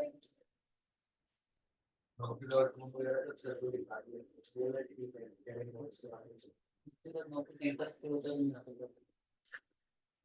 नौकरी का काम नौकरी है पैसे है नौकरी का एक नौकरी 360 आता है, वो और कैंपस आता है, जो प्रेशर है उस पे कैंपस जाता है, जो 360 करना होता है तब आते हैं, किसी को तभी तो आते हैं।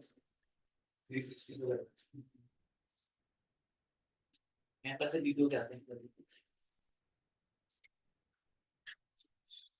चलो यहाँ देखो,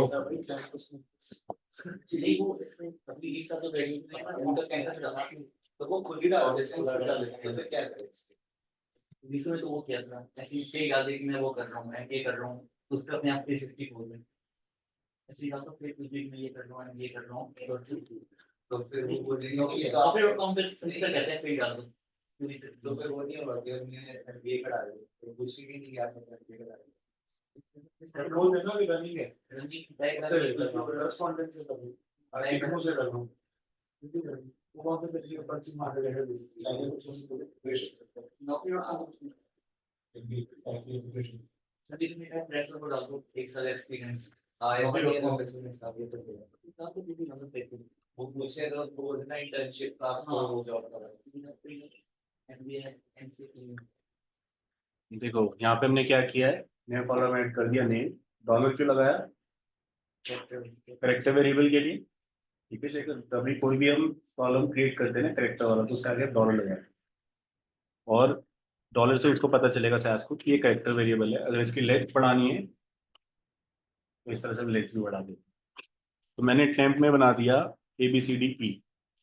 अब मुझे इसमें से सैलरी ड्रॉप करना है, जो अभी तुमने पूछा था कि मुझे सैलरी वाला कॉलम ही हटाना है। तो मैं क्या कर रहा हूँ, यहाँ पे टेम्प 13 नया बना रहा हूँ। टेम्प में जो मेरे पास ये 3 वेरिएबल्स हैं, मैं इसमें से यहाँ ड्रॉप कर दूंगा, ड्रॉप इक्वल्स टू सैलरी। तो मेरा ऊपर लिखना पड़ेगा। नहीं, यहाँ भी लिख सकते हो, सेट के साथ भी लिख सकते हो। तो टेम्प 13 में आईडी और नेम रह जाएगा, सैलरी ड्रॉप। कोई भी कॉलम आपको हटाना है तो आप ड्रॉप से हटा सकते मतलब कितना इजी है। हो, इजी ही लगेगा।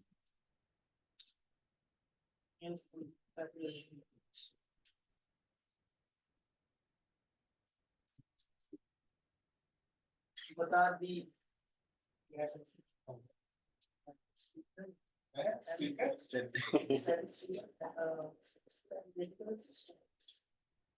Statistical analysis system. मैंने ऐसे लोगों की भी जॉब देखते देखिए 12 लाख में, जिन्हें SAS की फुल फॉर्म नहीं पता, and they were hired। हम सोचते थे यार इनको तो SAS की फुल फॉर्म नहीं पता, फिर भी SAS में इतना बड़ा पैकेज कैसे। ये चीजें थोड़ी बहुत उन्हें पता होंगी ऑब्वियसली, जो इंटरव्यू में पूछा होगा, लेकिन SAS की चीज फुल फॉर्म उनको इतनी स्ट्राइक करती है।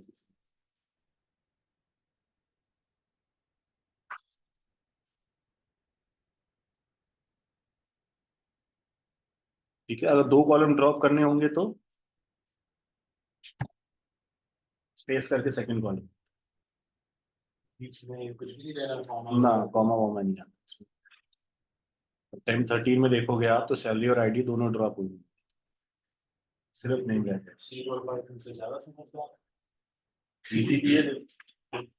तो सेपरेट करना पड़ता है सब चीजों को।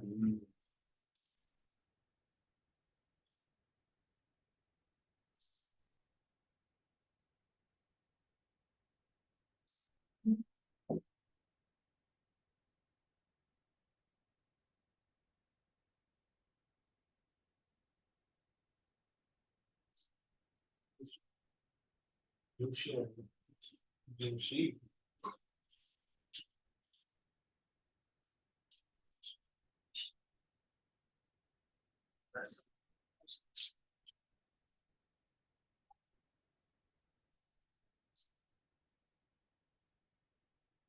कौन कौन एक्सपीरियंस शो कर रहा है यहाँ पे?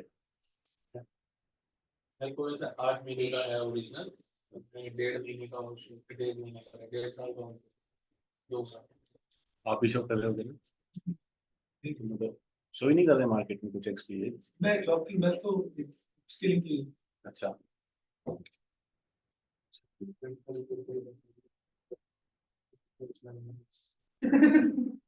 क्या? अगर मैं गलती से आ गया आपकी कंपनी में, मैंने तो अभी बता दिया मैंने फेक लगाया है। मैंने कहा ना, मैंने देख लिया तो मैं कुछ नहीं पूछूंगा, सीधा हायर हो मेरी तरफ से, मेरे राउंड में तो हायर हो, बाकी सीनियर ने जो करना होगा उसको भी बोल दूंगा मैं, बढ़िया बंदा ले लो। हाँ, अपने मैनेजर को बोल सकते हैं, सर अच्छा है बहुत, टेक्निकली इज वेरी गुड, ले लो इसे। तो ऐसे मतलब अगर आपने कह दिया और उन्होंने कहा, "अच्छा, ठीक है यार, हाँ हाँ हो जाएगा।" हाँ हाँ, बिल्कुल इससे फर्क तो पड़ता है। बहुत फर्क पड़ता है। काम किसके साथ करना है, मेरी टीम में अगर मैंने काम करना है, मुझे वो बंदा ठीक लग रहा है, ठीक है हायर। अगर मुझे जानने के बावजूद इसको कुछ नहीं आता, मैं हायर कर रहा हूँ, नुकसान किसका है? मेरा। उनको सारा मुझे ही करना पड़ेगा, सारी चीजें मेरे पास घूम के आएंगी। इसलिए वही टीम वाले हायर करते हैं जिन्हें अपनी टीम के लिए चाहिए, उन्हीं उसी टीम के सीनियर्स हायर करते हैं, वही इंटरव्यू लेते हैं, क्योंकि उन्हें अपनी टीम में काम करा, उन्हें पता है किस हद तक उनको चाहिए, किसको काम आता हो। सर आप और जहाँ पे पूल ड्राइव्स होती है ना, अगर आप एक्सेल में देखो वहाँ पूल ड्राइव्स होती है, मतलब इंटरव्यूज तो ले रहे हैं इंटरव्यू, लेकिन जो भी वो हायर कर रहे हैं ना, उन्हें ये भी नहीं पता वो किस टीम में जाएंगे। मतलब they are sharing the ratings, लेकिन वो अपनी टीम के लिए नहीं कर रहे, वो पूरी कंपनी के लिए कर रहे हैं।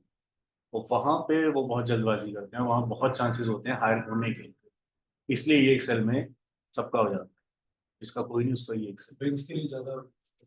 हाँ, बेंच पे डाल देंगे, ले लेंगे। लेंगे। ये एक्सेल में बहुत मैंने देखा है कि कुछ ना आने के बावजूद भी हायर हो जाते हैं, क्योंकि वो पूल ड्राइव्स करते हैं, उन्हें मतलब नहीं है कौन आ रहा है, उन्हें जो पसंद आ गया वो नहीं ले लेते। सर आपकी टीम में आने के लिए पाइथन काफी है? मेरी टीम में आने के लिए डेटा इंजीनियर एक्सपीरियंस और बिग डेटा डेवलपर होना चाहिए। चेंज तो करना डेटा एनालिस्ट हटा के डेटा इंजीनियर ये सही है। बाकी तो पता ही नहीं। पाइथन तो सीख के ही जाऊंगा।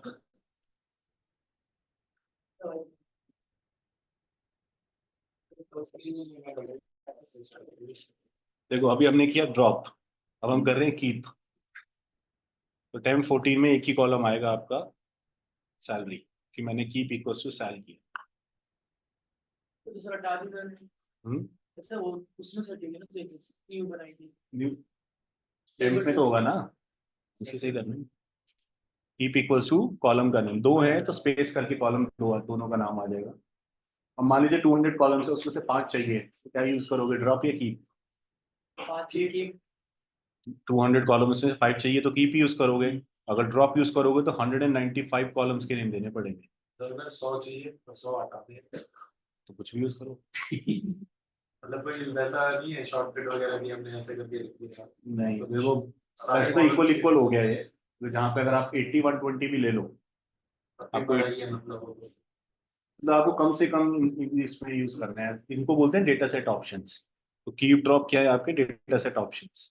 तो इन डेटा सेट ऑप्शंस में कम से कम ट्राई करते हैं ये कॉलम यूज। 2 चाहिए तो कीप। अब 200 में से अगर 190 चाहिए तो क्या रहेगा, बेटर ड्रॉप करना। Drop 10 columns.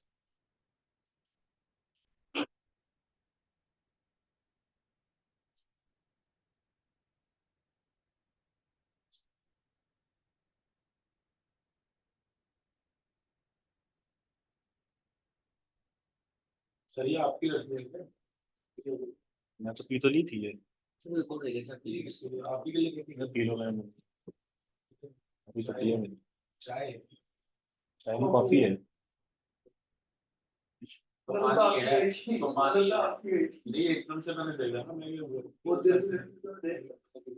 पीछे किसी को पीनी है तो पीछे पूछो। कॉफी पियोगे पानी पियोगे पानी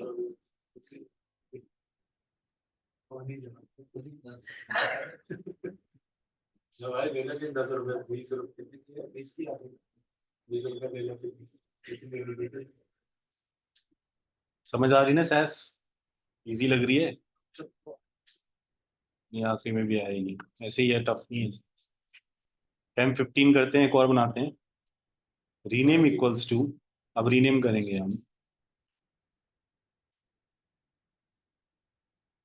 सैलरी को new salary.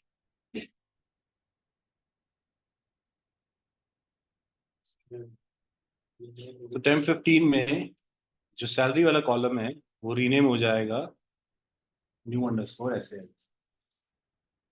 rename is equals to फिर से ब्रैकेट में लिखना पड़ेगा column name previous column name होते हैं हाँ, previous column name equals to new column name. और अगर मल्टीपल करने होंगे तो यहाँ पे सेकंड कॉलम न्यू नेम।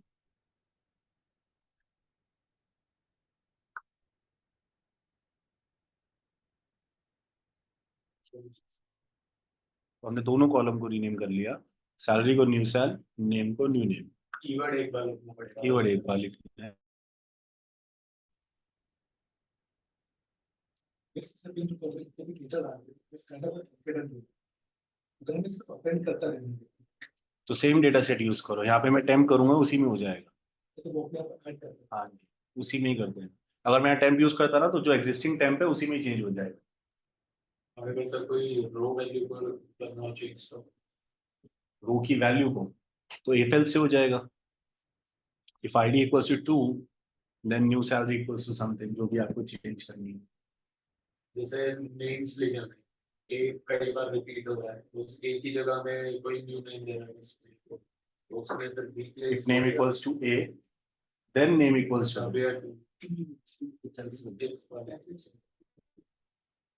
इसमें तो वेयर भी चल जाएगा इसमें। नहीं वो तो बिल्कुल तो रीनेम भी आपका एक डेटा सेट ऑप्शन है। 3 हो गए, ड्रॉप, कीप, रीनेम। वैसे रिप्लेस भी है इसमें देखिए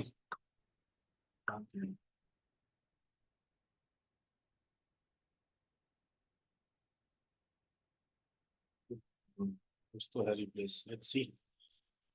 डेटा टेम्प 16 कर देते हैं, set temp replace ID with ID 2 कर देते हैं।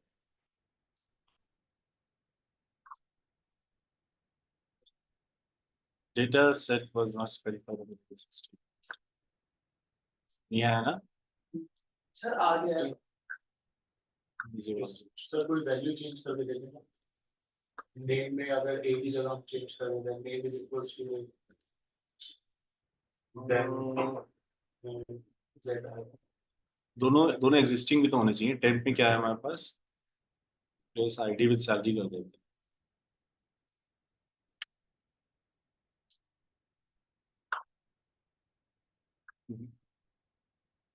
पता नहीं है भी या नहीं, हम ऐसे ही चलाई जा रहे हैं। अगर जैसे आईडी की जगह ID salary is equals to, वो कोई भी सैलरी दे देते हैं 100 दे देते हैं, उसमें फिर देन लिख के उसकी जगह पे 100 की जगह नहीं, देन के साथ रिप्लेस यूज नहीं होता।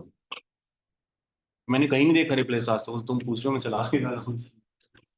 पेंड पता है करने की, उसमें सेट की जगह कोई और कीवर्ड है। दो दो टेबल से पेंड करने हैं। नहीं, जैसे कि इसी में मेरे को डेटा ऐड करते रहना है, अभी मैं जैसे सेट के साथ कर रहा हूँ, वो तो सेम सेट ऑफ डेटा ही दिखा रहा है, बिल्कुल। मुझे ऐड करना है। जैसे 5 रिकॉर्ड ऐड हुआ, नेक्स्ट 5 रिकॉर्ड। तो यहाँ सेट के साथ दोनों यूज करो ना। जैसे दो डेटा सेट है तो टेम टेम टू, ये दोनों अपेंड होंगे। फिर हमने किया था ना, फर्स्ट क्लास कल किया था शायद। जैसे नहीं कि जैसे आपने एक बार इंसर्ट कर दिया, हाँ जी, मैं दोबारा इंसर्ट करना चाहता हूँ, तो सेम डेटा सेट यूज करेंगे, दोबारा से लिखना पड़ेगा। तो फिर दोबारा से मेरे को सब कुछ दोबारा ऐसा नहीं हो सकता एक बार इंसर्ट हो गया तो मैं अगर उसको ऐड करना है। या तो उसी में ही चेंजेस करके ओवरराइट कर दो, उसको दोबारा रन करो। जैसे मैंने यहाँ पे नेम बाद में ऐड किया था। पहला तो तरीका ये है। दूसरा, डेटा टेम्प दोबारा से लिखो, set temp and then do your manipulation, जो भी यहाँ पे करनी है, और फिर बाद में रन। चलिए इसको इसमें भी जैसे हमने पहला स्टेप किया, उसके बाद we did some kind of a transformation, मैं अपना डेटा सेट बना लिया। now we are again दोबारा एक और सेट ऑफ डेटा इंसर्ट करना चाहता हूँ उसमें। हाँ हाँ लेकिन आप उसमें क्या जरूरत ऑलरेडी 10 रिकॉर्ड से ट्रांसफॉर्म रिकॉर्ड जी, तो मेरे को फिर से 10 उसके नीचे ऐड करना, दोबारा लिखना पड़ेगा। तो 10 के साथ फिर मेरे को टेबल डालना पड़ेगा, तो उसमें ट्रांसफर नहीं करना है। जो 10 का बन गया हाँ, उसी में और ऐड करना है। उसी में ऐड करना है। हाँ, तो या तो उसी के नीचे ऐड करो, उसको दोबारा से रन करो, रीरन। हाँ, सेकंड वे ये है कि दोबारा से लिखो data time set and then do the manipulation. ठीक है, जो 10 के बाद आपको और कुछ भी करना है ना, तो उसी डेटा सेट को दोबारा से लिखो, उसी से ही रीड करो जो 10 थे, और उसके बाद फिर जो आप नेक्स्ट फिर जो करना है।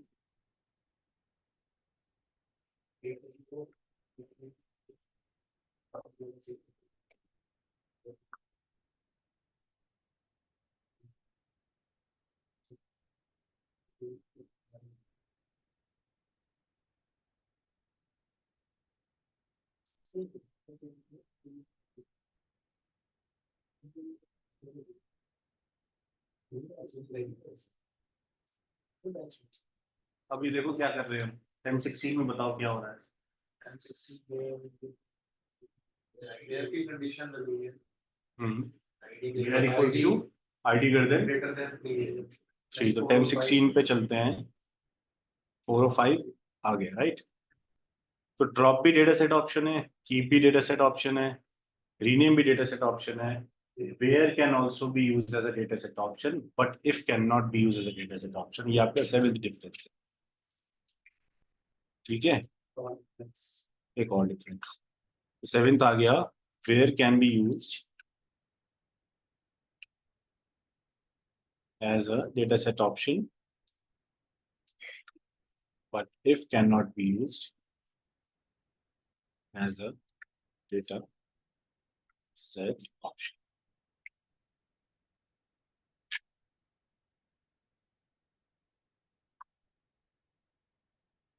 ठीक है,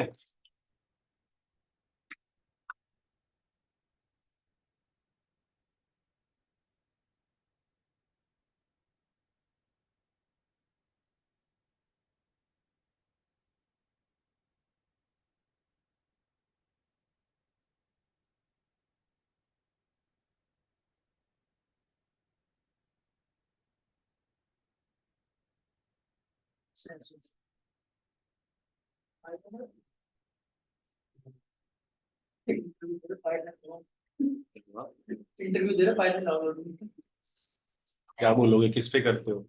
है ऐसा सिल्वर में करते हैं ऑफलाइन का ऑफिस में भी हम जुपिटर यूज करते हैं। डिजिटल नोटबुक नाम अलग है उनका, पर same as it is copy. कैनन मोड है इसमें मोड वही सारा वो हम अपनी डेटाबेस जो ऑफिस के हैं जुपिटर में ही हम टेस्टिंग लगाएंगे, उसके बाद फिर उसके स्क्रिप्ट बनाते हैं पाइथन वगैरह से कुछ, फिर हम उसको डिप्लॉय करते हैं। तो मेन वो यूज होता है, बहुत जुपिटर बेस्ट है यार।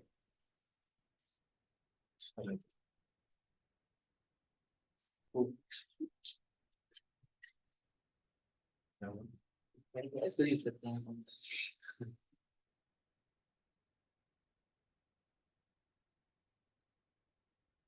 आई विश मैं तुम लोगों को दिखा पाता सब कुछ, कोर्स, प्रोडक्शन कोर्स, सारा प्रोसेस कैसे कैसे होता है। बड़ा अच्छा आइडिया मिलता। चलेगा नहीं, इस वाईफाई नेटवर्क क्यों नहीं चलेगा? वहाँ पे लैंड वगैरह से वो होता है वीपीएन कनेक्शन होता है। तो जब आप फर्स्ट डे जो पहला आप लॉग इन करोगे वो हमेशा फिर उसी से लगेगा। हाँ मतलब घर आके जो मेरा घर का जो वाईफाई है ना, अच्छा वो उसी से ही कनेक्ट होगा, उसी सर्वर पे, और उस और कहीं नहीं होगा। तो राउटर आ जाएगा ना सर राउटर लेके हाँ। कनेक्ट करेंगे सब कुछ लिया। ये सही। मजाक नहीं होगा ना सही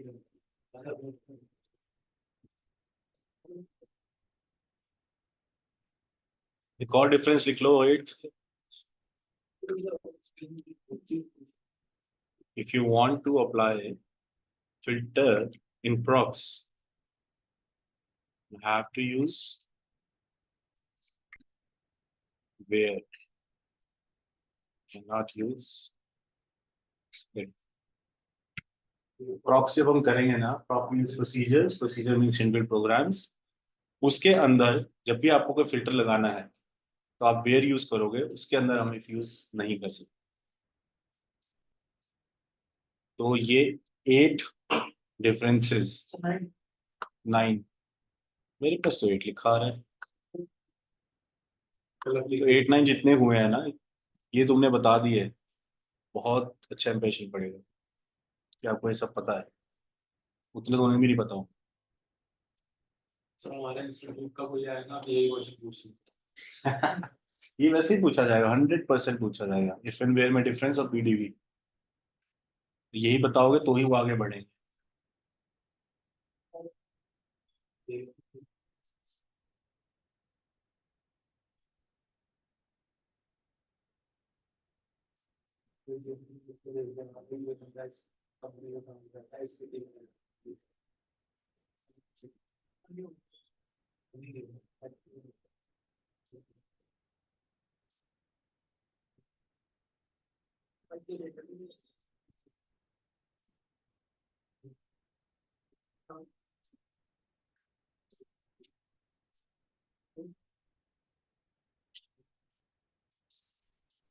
ठीक है, आज और करना है बहुत कुछ,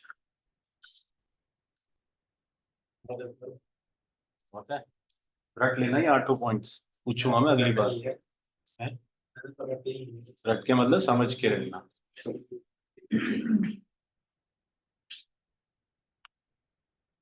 बाकी नेक्स्ट क्लास कैसे इंपोर्ट करना है, एक्सपोर्ट करना है फाइल्स को, वो करेंगे। ठीक है, प्रॉक्स करेंगे, कुछ सॉर्टिंग कैसे करनी है, डुप्लीकेट्स कैसे हटाने हैं। ठीक है, अच्छा अभी तो वो भी रह रहा है कंडीशन फॉर्मेटिंग करनी, कंडीशन फॉर्मेटिंग करेंगे, conditionally splitting the data, multiple data sets कैसे करेंगे, वो भी करेंगे। सर मेरे पास कुछ और क्वेश्चंस भी हैं वो मैं तरीके से चलो आज ओवर करते हैं, ठीक है। Thank you everyone. Thank you. Thank you so much.